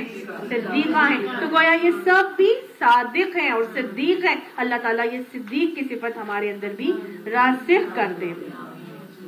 یہ جو مسلم حنیف جو سچائی بولنے والے ہوتے ہیں، اور ہر وقت اللہ تعالیٰ یہاں فرماتے ہیں یکسو ہو کر کیا کر دو؟ للہ، اللہ کے لیے ہو جاؤ۔ تو جب مسلم ہمیں حنیف ہوتا ہے وہ اس کا فوکس کیا ہوتا ہے؟ للہ۔ وہ بالکل ایسا ہوتا ہے کہ جیسے ایک कंपस की सुई होती है, हम जाते हैं ना अपना मैग्नेट की एक सुई होती है, उसका मैग्नेट का एक कंपस होता है, नॉर्थ पोल साउथ पोल, उसको कहीं पर भी ले जाएं और हम जब उसको रखते हैं तो क्या होता है, वो नॉर्थ और साउथ की तरफ आ जाती है। ऐसा ही होता है। तो मोमिन भी बिल्कुल ऐसा ही होता है। वो दुनिया में कहीं भी चला जाए, वो छोटा हो या बड़ा हो, बच्चा हो या बूढ़ा हो, वो तंदुरुस्त हो या बीमार हो, वो किसी भी दुनिया के इलाके में चला जाए, किसी भी हालात और माहौल में वो आ जाए, वो क्या होगा, हुनफा लिल्लाह, उसका फोकस और उसका मरकज अल्लाह के लिए होगा, अल्लाह ही की तरफ करेगा, अपनी अताअत अल्लाह के लिए, अपनी इबादत अल्लाह के लिए। इन्ना सलाती व नुसुकी व महयाया व ममाती लिल्लाहि रब्बिल आलमीन। ये अल्लाह ताला को मतलूब है कि कहीं मर्जी चले जाओ, तुम पलट के कहाँ आ जाओ, अपने रब के पास आ जाओ, अपने रब के हकम यकसू मुस्लिम हनीफ बन जाओ और फिर उसके साथ किसी को शरीक ना करो। ठीक, जब अल्लाह के लिए अपनी इबादत को कर लोगे तो फिर अपने अंदर से तमाम किस्म के शिर्क की नफी करके तौहीद पर राज़ी हो जाओ। और जो कोई अल्लाह के साथ शिर्क करेगा तो फिर गोया वो तो आसमान से गिर गया। उसको दीन की नेमत मिली थी, उसने अल्लाह को पहचान लिया था, उसने अल्लाह को मान लिया था, उसको सब कुछ पता चल गया था, लेकिन उसको इतनी बड़ी नेमत मिली, वो आहिस्ता आहिस्ता आहिस्ता उसके दर्जात बुलंद होके आसमानों तक वो पहुंच रहा था। पता नहीं अल्लाह ने कहां तक उसको पहुंचा दिया था, लेकिन उसका हाल ये होगा कि वो जब शिर्क कर लेगा तो फिर अब या तो उसे परिंदे उचक ले जाएंगे या फिर उसको ऐसी जगह ले जाकर फेंक देगी जहां उसके चीथड़े उड़ जाएंगे।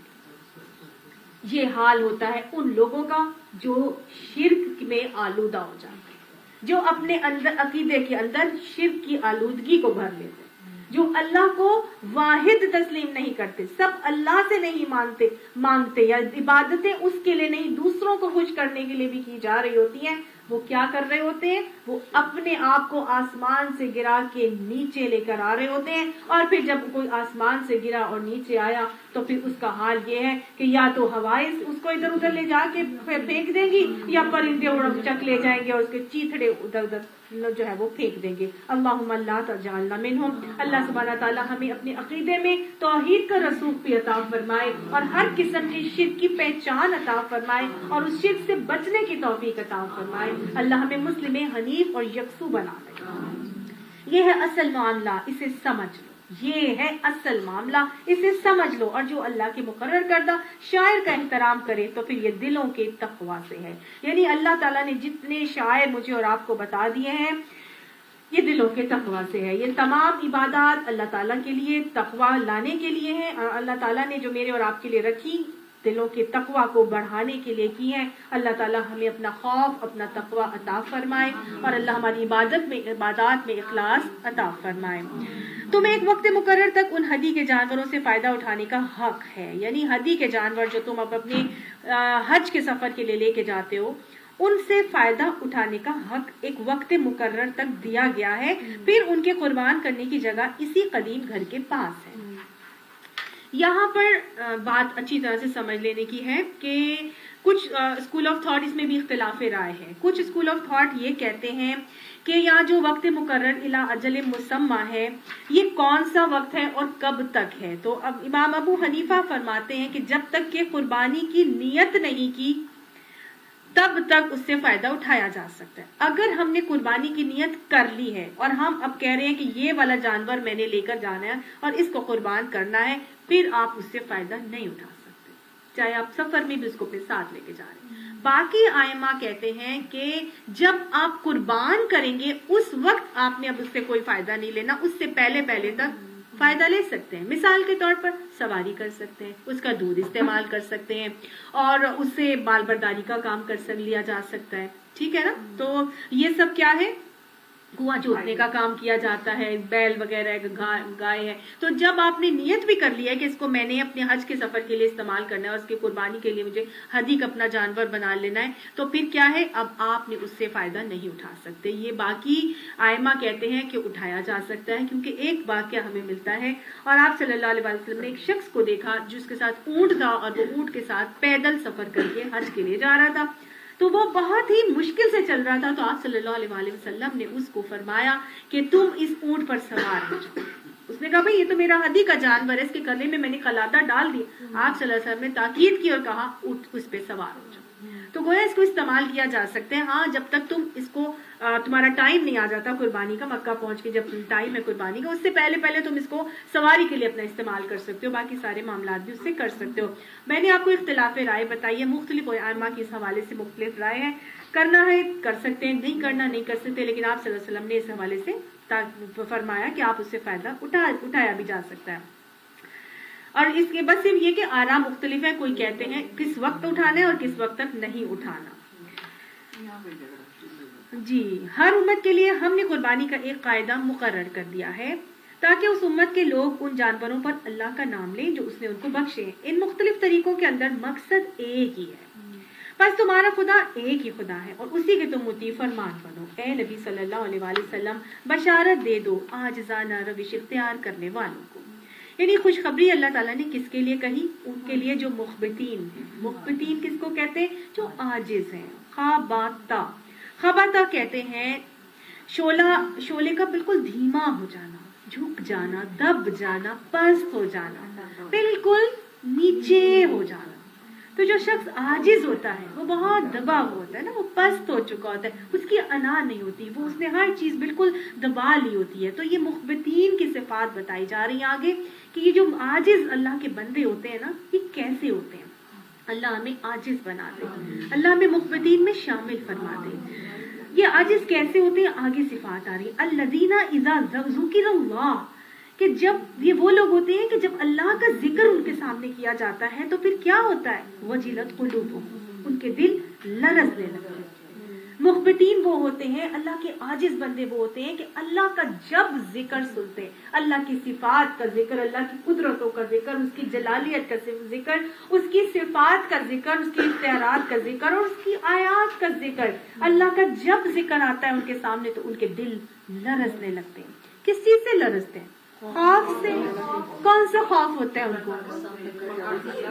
اللہ کی ناراضگی کا خوف، اللہ کے سوال و جواب کا خوف، اللہ کے سامنے کھڑے ہونے کا خوف. وَلِمَنْ خَافَ مَقَامَ رَبِّهِ جَنَّتَانِ، جو اپنے رب کے سامنے کھڑے ہونے سے خوف کھا گیا، ڈر گیا، اس کے لیے کیا ہیں؟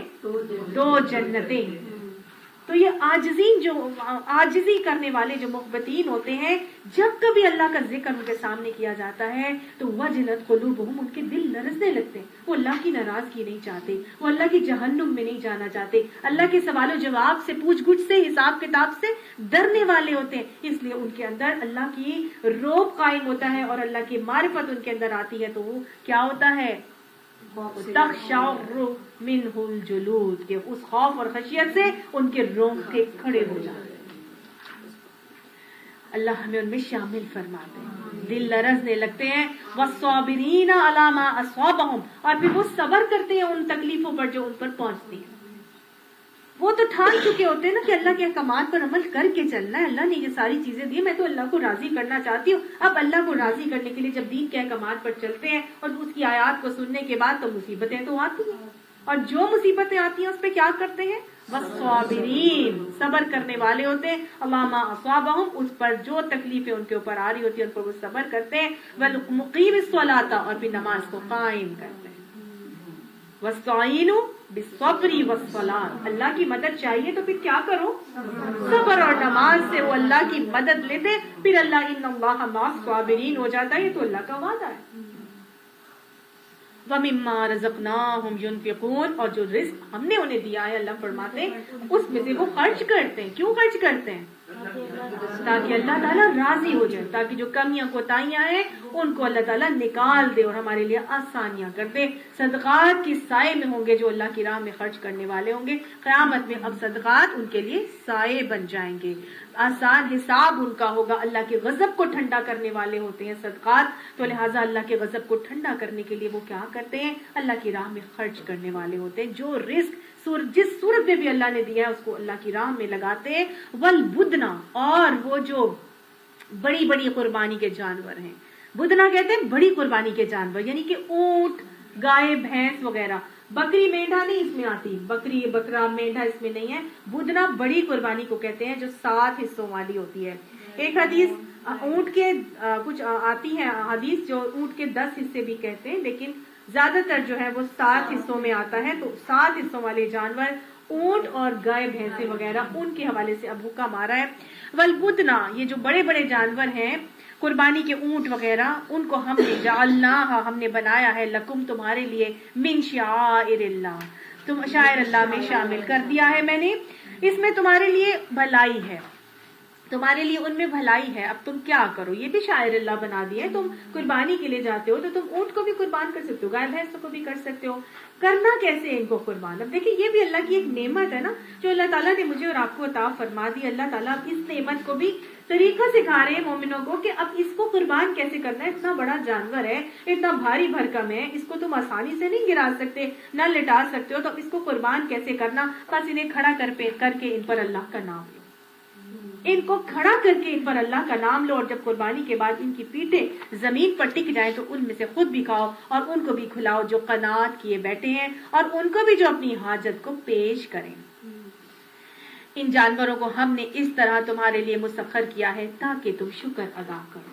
یہ اللہ تعالیٰ نے میرے اور آپ کے لیے مسخر کر دیے ہیں۔ اللہ تعالیٰ فرماتا ہے یہ جو بدنا ہے یہ میں نے تمہارے لیے مسخر کر دیے ہیں، نہ صرف وہ جو چھوٹے والے جانور ہیں ان کو، مویشی جن کو ہم کہتے ہیں، یہ سارے مویشی اللہ تعالیٰ نے میرے اور آپ کے لیے کیسے مسخر کیے ہیں۔ دیکھیں اللہ سبحانہ تعالیٰ نے یہ جو بکری، بکرا، مینڈھا، دمبا، گائے اور یہ جو اونٹ ہیں، بھینس ہیں، ان سب کو میرے اور آپ کے لیے حلال کیا، ٹھیک ہے۔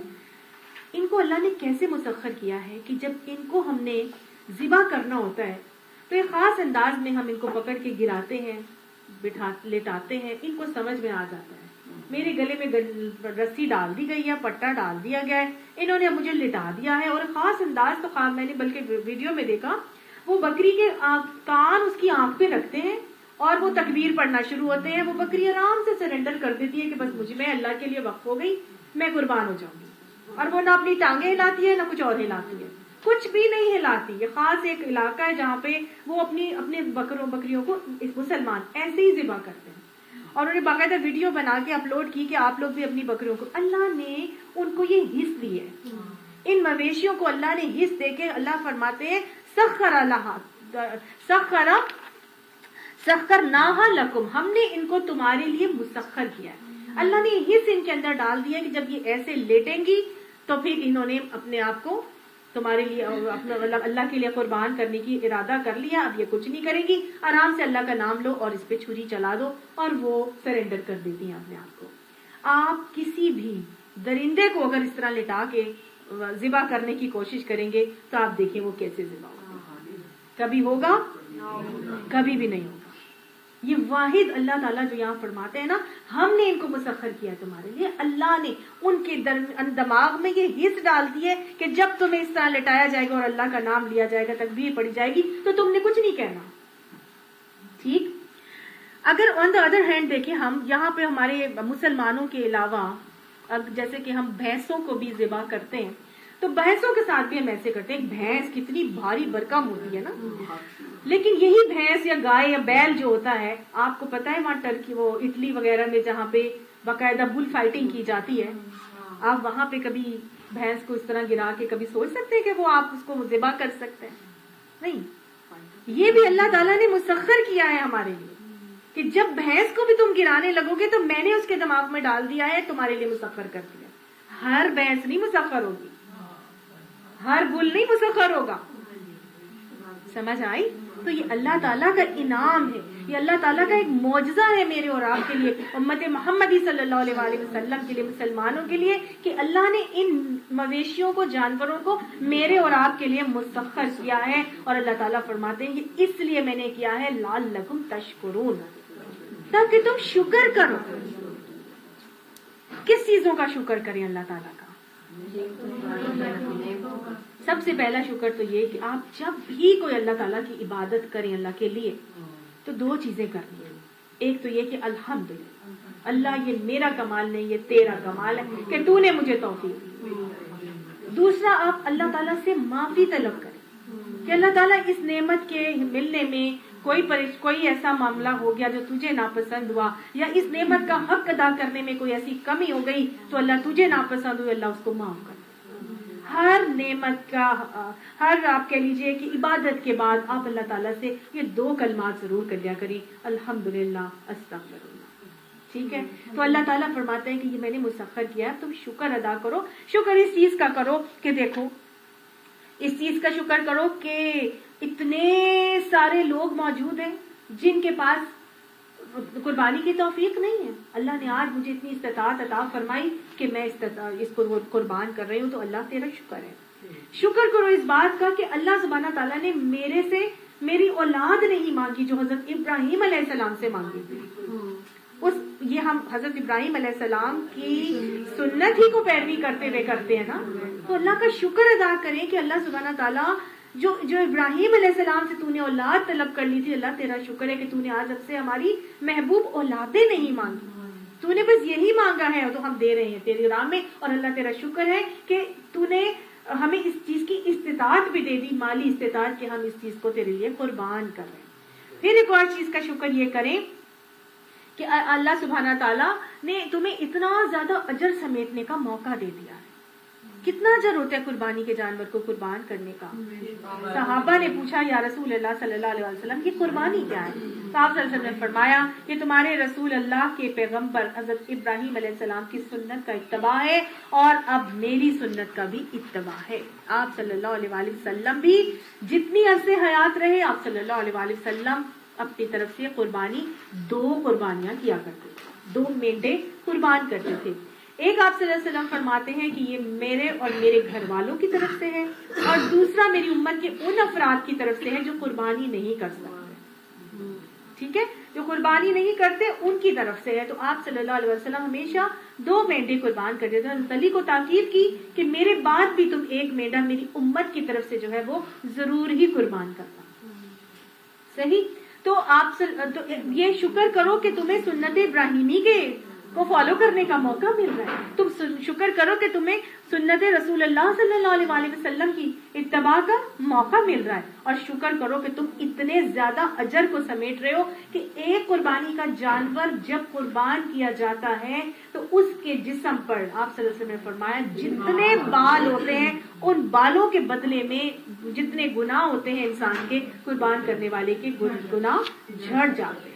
اتنے گناہ. ایک صحابہ نے پوچھا کہ یا رسول اللہ صلی اللہ علیہ وسلم کچھ جانور ایسے ہوتے ہیں کہ جن کے اوپر بال نہیں ہوتے، اون ہوتی ہے، بھیڑ وغیرہ.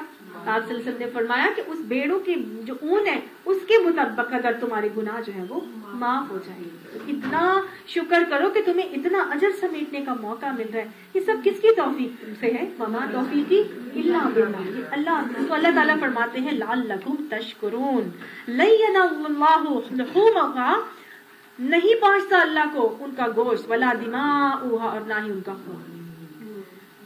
اللہ کو ان کا خون نہیں پہنچتا، اللہ کو ان کا گوشت بھی نہیں پہنچتا. یہ کس کانٹیکسٹ میں بات کی جا رہی ہے؟ یہ ایکچولی مشرکین مکہ کا یہ رویہ تھا کہ وہ لوگ کیا کرتے تھے کہ خانہ کعبہ میں اتنے سارے بت انہوں نے رکھے ہوئے تھے اندر باہر ہر طرف. تو وہ مختلف بت انہوں نے بنا رکھے تھے. کوئی رزق کا بت تھا، کوئی بیماری کا بت تھا، کوئی بارش کا بت تھا. تو مختلف بتوں کو خوش کرنے کے لیے، حاجت روائی کے لیے وہ کیا کرتے تھے، اپنی دعائیں پوری کروانے کے لیے ان کے لیے نظریں نیازیں چڑھاوے کرتے تھے. اب جب انہوں نے کسی چیز کو قربان کرنا ہوتا تھا تو قربان کرنے کے بعد اس کے لیے اپنے بت کے لیے نیچے گوشت بھی رکھ دیتے تھے، اور وہ خون جو ہے وہ باقاعدہ بت کو ملا جاتا تھا. کانسیپٹ ان کا یہ تھا کہ یہ بت ہم سے راضی ہو جائے گا اور اللہ کے حضور ہمارا سفارش کروا دے گا اور ہمارا یہ کام ہو جائے گا. سمجھ آئی؟ تو یہ ان کا ایک عقیدہ تھا جس کی یہاں پہ نفی اللہ تعالیٰ فرما رہے ہیں اور کہہ رہے ہیں کہ یہ جو تم قربانی اب کرو گے نا، کیونکہ ان کے مائنڈ تو ایسے ہی بنے ہوئے تھے کہ شاید کہ قربانی کا خون بھی اللہ کو پہنچے گا اور یہ گوشت بھی اللہ کو پہنچے گا. تو اللہ تعالیٰ نے فرما دیا کہ نہیں، اللہ کو نہ تو یہ خون پہنچتا ہے نہ ہی اس کا گوشت پہنچتا ہے، بلکہ کیا پہنچتا ہے؟ وَلَٰكِن يَنَالُهُ التَّقْوَىٰ مِنكُمْ، بلکہ اللہ کو تمہارا تقویٰ پہنچتا ہے. اور ہم دیکھتے ہیں کہ ہر عبادت کا مقصد تقویٰ. اللہ تعالیٰ نے انسان کے اندر تقویٰ دیکھنا ہے، اخلاص دیکھنا ہے، خلوص دیکھنا ہے، یہ دیکھنا ہے کہ وہ کتنا خوف خدا رکھتا ہے، کتنا اللہ کو راضی کرنے کے لیے عمل کرتا ہے، کتنا اللہ کو راضی کرنے کے لیے گناہوں سے بچنے کا معاملہ کرتا ہے. تو وہ تقویٰ ہمارا اللہ تعالیٰ کو پہنچتا ہے. یہاں پر آپ دیکھیے یہ تقویٰ ہی تو ہے نا جو اللہ تعالیٰ کی ناراضگی سے بچاتا ہے ہم کو. اور جب ہم تقویٰ کے ساتھ کوئی کام کرتے ہیں نا تو پھر ہی وہ کام اللہ تعالیٰ کی نظر میں قبول ہوتا ہے. یاد کر لیجئے حابیل قابیل کا واقعہ ہم نے پڑھا تھا. کس کی قربانی قبول ہوئی تھی؟ حابیل کی. کیوں ہوئی تھی؟ کیونکہ اس کے اندر اخلاص تھا. وہ بہترین قربانی رکھی تھی، ہے نا، اخلاص بھی تھا اور اچھی سے اچھی چیز اللہ کے لیے لائے تھے وہ. اب یہاں پہ اگر یہ ہم کہیں کہ جی ہم 2 لاکھ کا جانور لیں گے اور پھر ہم جا کے ساری دنیا میں ریا اور نمود و نمائش کر کے ہم نے تو جی اچھے سے اچھا لیا ہے اور 2 لاکھ میں کر دیا، تو ہم بھی تو اچھے سے اچھا لے رہے ہیں، لیکن یہاں کیا ہمارا وہ قبول ہو رہا ہے؟ نہیں ہو رہا. کیوں؟ کیونکہ یہاں اخلاص موجود نہیں ہے. خالصتاً اللہ کے لیے نہیں کیا جا رہا. کس کو راضی کرنے کے لیے کیا جا رہا تھا؟ لوگوں کو. دنیاوی نام مرتبے کے لیے یہ کام کیا تھا. میں نے 6 لاکھ کا جانور لیا، میں نے 2 لاکھ کا لیا، میں نے 25 لاکھ کے جانور لیے. یہ کیا ہے؟ ریاکاری ہے. پھر اللہ تعالیٰ کو یہ چیزیں منظور نہیں ہے، اللہ کو یہ محبوب نہیں ہے. اللہ تعالیٰ چیز کو پسند نہیں کرتا. اللہ کو کیا پسند ہے؟ تقویٰ. اور تقویٰ کہاں ہوتا ہے؟ آپ سے نے فرمایا تھا تقویٰ ہاں ہونا، تقویٰ ہاں ہونا، تقویٰ ہاں ہونا. تمہارے اندر جب اخلاص ہوگا نا تم وہ بات کسی کو نہیں بتاؤ گے. تمہارا دل جانتا ہوگا کہ تم نے کس محبت سے اللہ کو راضی کرنے کے لیے اپنا یہ قربانی اللہ کے حضور پہنچائی ہے. تو یہ اللہ سبحانہ تعالیٰ فرماتے ہیں یہاں پر. آگے کیا ہے؟ کذالک، اور اسی طرح سخرھا لکم، اسی طرح ہم نے اس کو مسخر کیا ہے تمہارے لیے. کیوں؟ لتکبروا اللہ علی ما ہداکم، تاکہ تم جو ہدایت اللہ نے تمہیں دی ہے اس پر اللہ کی بڑائی بیان کرو. یعنی یہ اللہ نے تمہیں ہدایت دی ہے اور اس کی اللہ کی ہدایت اور بڑائی بیان کرنے کے لیے اپنا یہ عمل کرو. اے نبی صلی اللہ علیہ وآلہ وسلم بشارت دے دو نیکوکار لوگوں کو.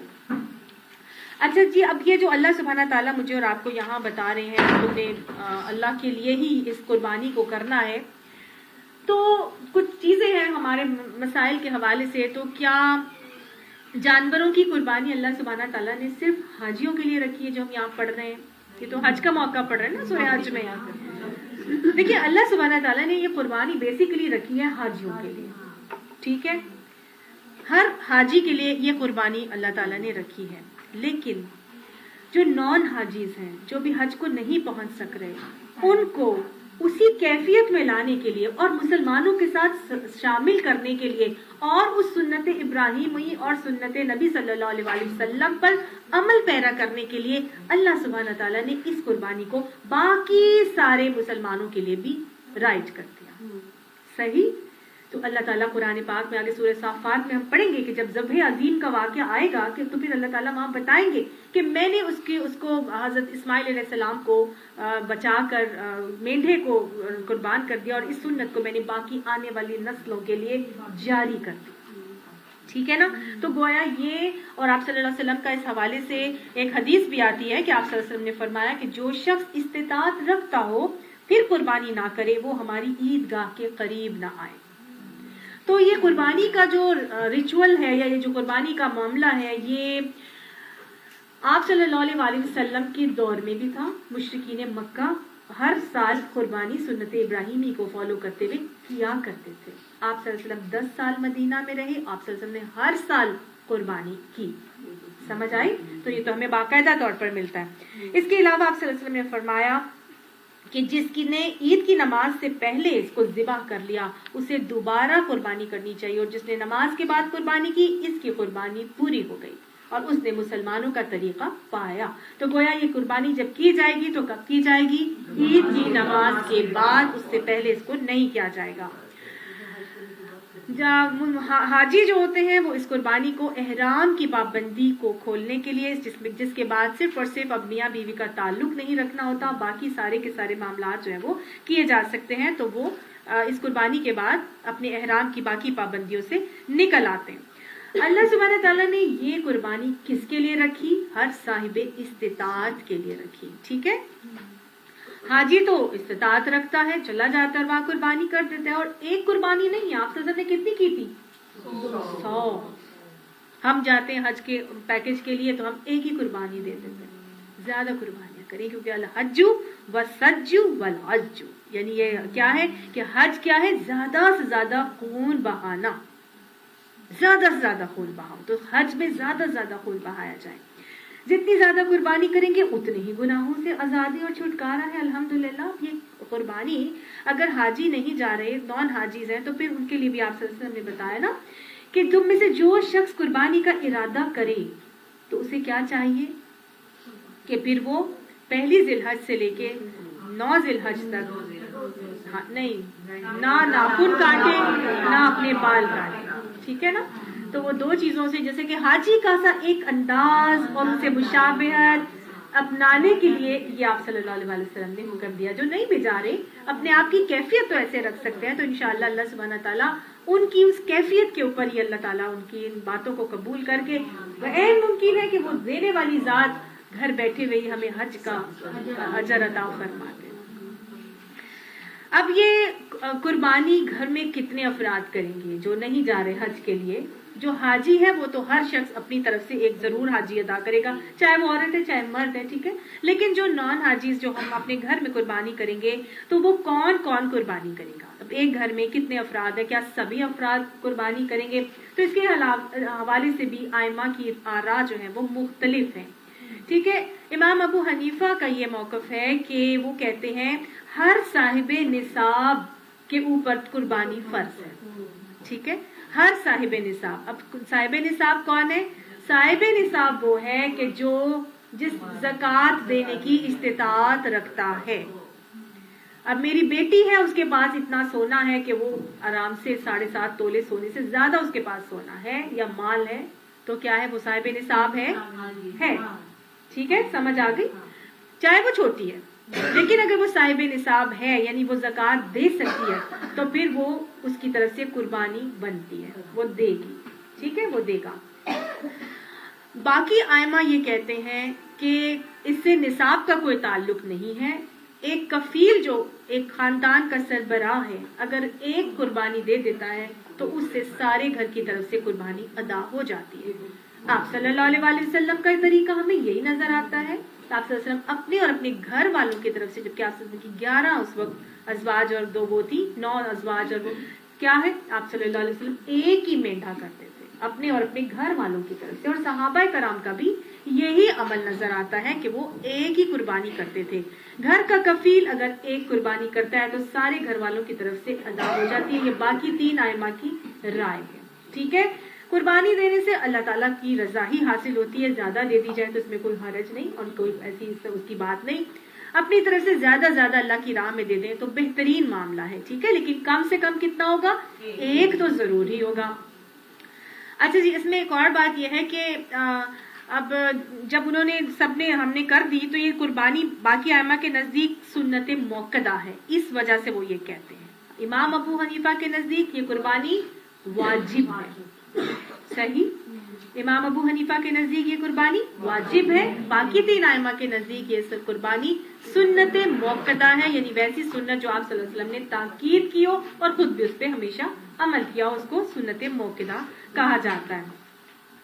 اب قربانی کی استطاعت کا فیصلہ، جیسے کہ میں نے آپ کو بتایا کہ ایک گھر میں ایک آدمی وہ کماتا ہے اور اس کے بیٹے ہیں وہ بھی کماتے ہیں، وہ بھی کفیل ہیں اور وہ اپنی اپنی فیملیز کو بھی دیکھتے ہیں، اور ایک ساس سسر ہے وہ بھی اپنے.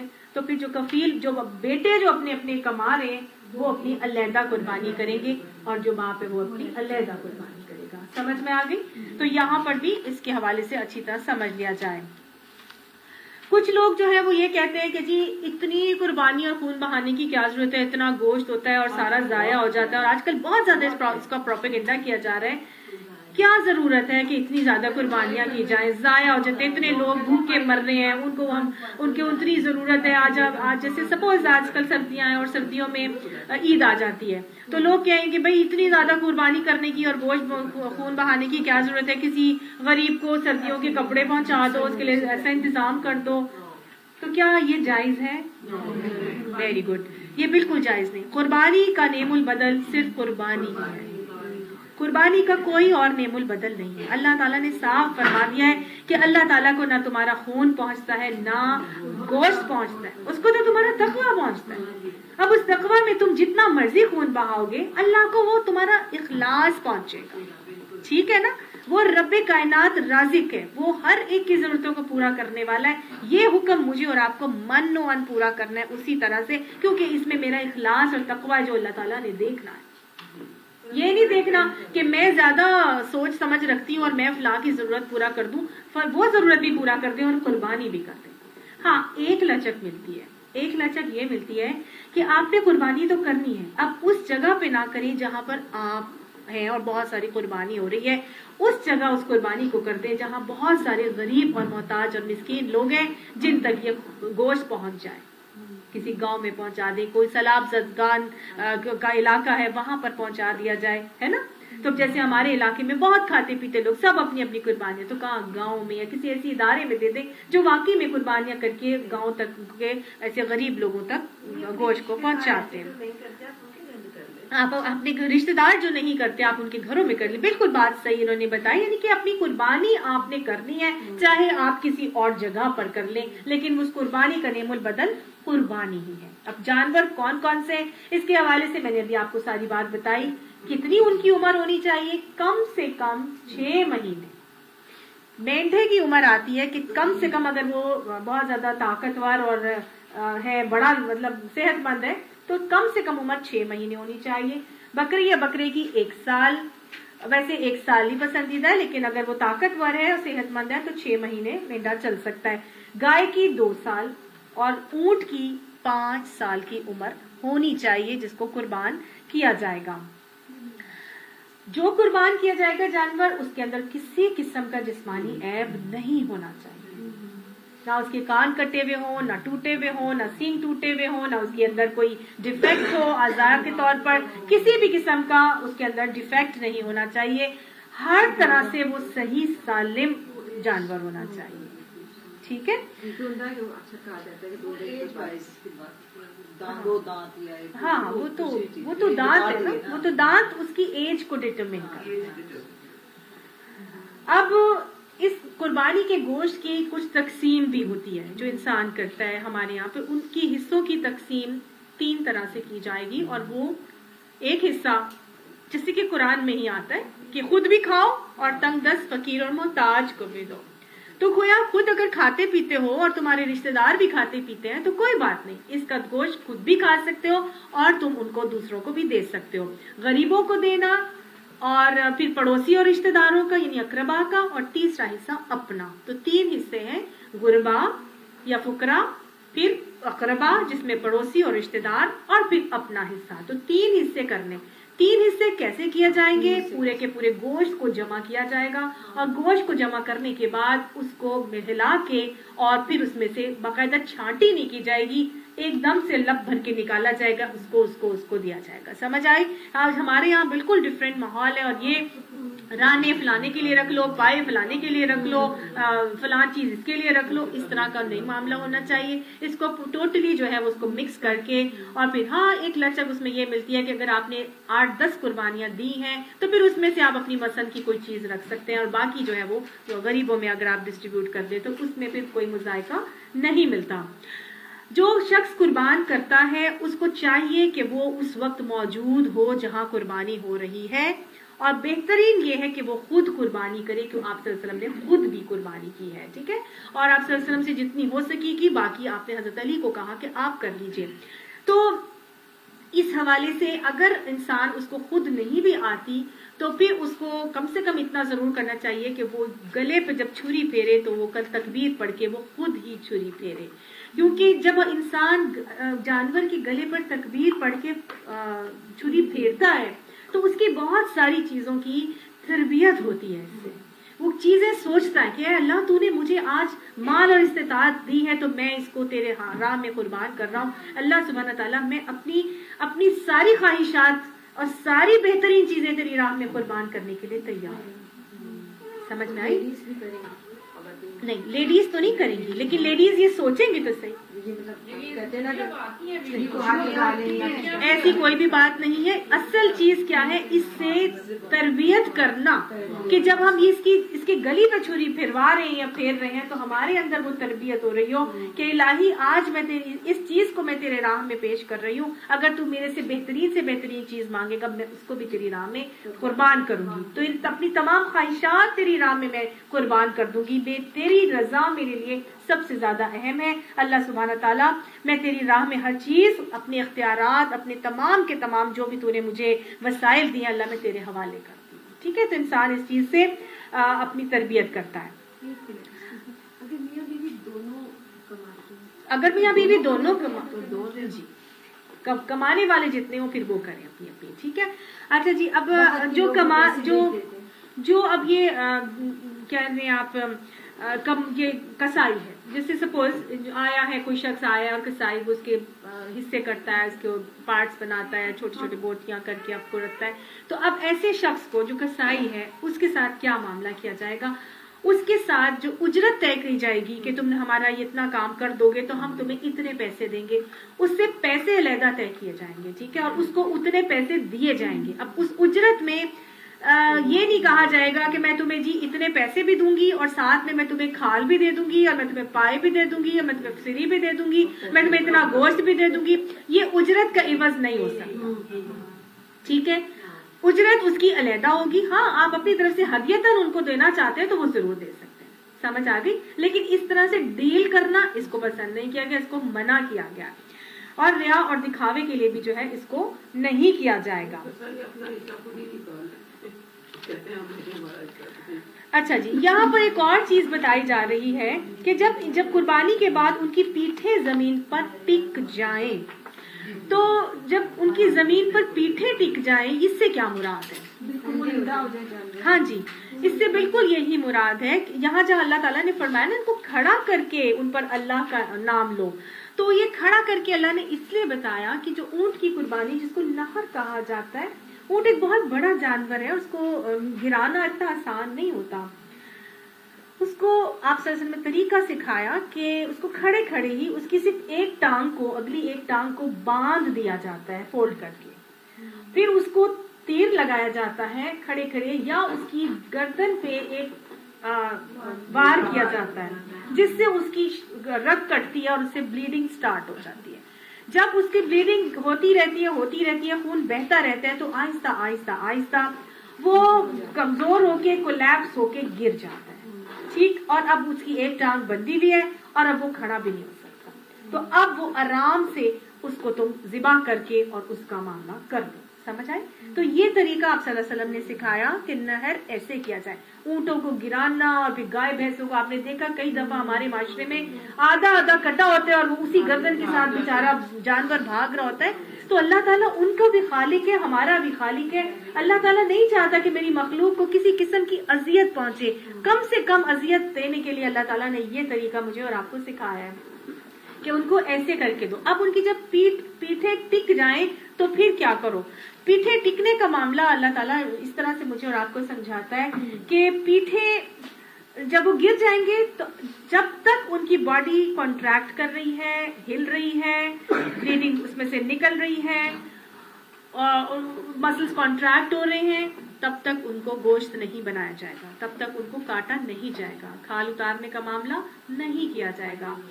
اگر بغیر اس کے ہی گوشت بنا دیا جائے اور کاٹنا شروع ہو جائیں تو کئی دفعہ ایسے ہوتا ہے کہ گوشت جب کٹ کے اندر آتا ہے تو اس میں ٹویچنگ ہو رہی ہوتی ہے اور ہل رہا ہوتا ہے, وہ گوشت مردار ہے. آپ صلی اللہ علیہ وسلم نے صاف صاف اس کے حوالے سے بتایا کہ وہ گوشت مردار ہے. ٹھیک ہے, کسائی تو سنتے ہی نہیں. اسی لیے بہت ضروری ہے کہ اگر آپ نہیں خود سے ذبح کر رہے تو پھر کیا کریں, کم سے کم آپ اس وقت وہاں پر موجود ضرور ہو کہ جب تک کہ اس کے اندر ٹویچنگ ہو رہی ہے, وہ جانور ہل رہا ہے, آپ اس کو بنانے نہ دیں, گوشت نہ بنانے دیں. ٹھیک ہے, اپنے سامنے جب آپ دیکھیں کہ بالکل ٹویچنگ بند ہو گئی, ختم ہو گیا, اب ٹھنڈا پڑ گیا ہے جانور, اب اس کو کہیں. سمجھ آ گئی؟ تو یہ سارے معاملات ہیں جو اللہ تعالیٰ مجھے اور آپ کو یہاں پر حکم دے رہے ہیں. وآخر الدعوانا میرا خیال ہے اس کو ختم کر دیں. یقیناً اللہ مدافعت کرتا ہے ان لوگوں کی طرف سے جو ایمان لائے ہیں. یقیناً اللہ کسی کافر نعمت کو پسند نہیں کرتا, خائن کافر نعمت کو پسند نہیں کرتا. صدق اللہ العظیم. آمین ثم آمین.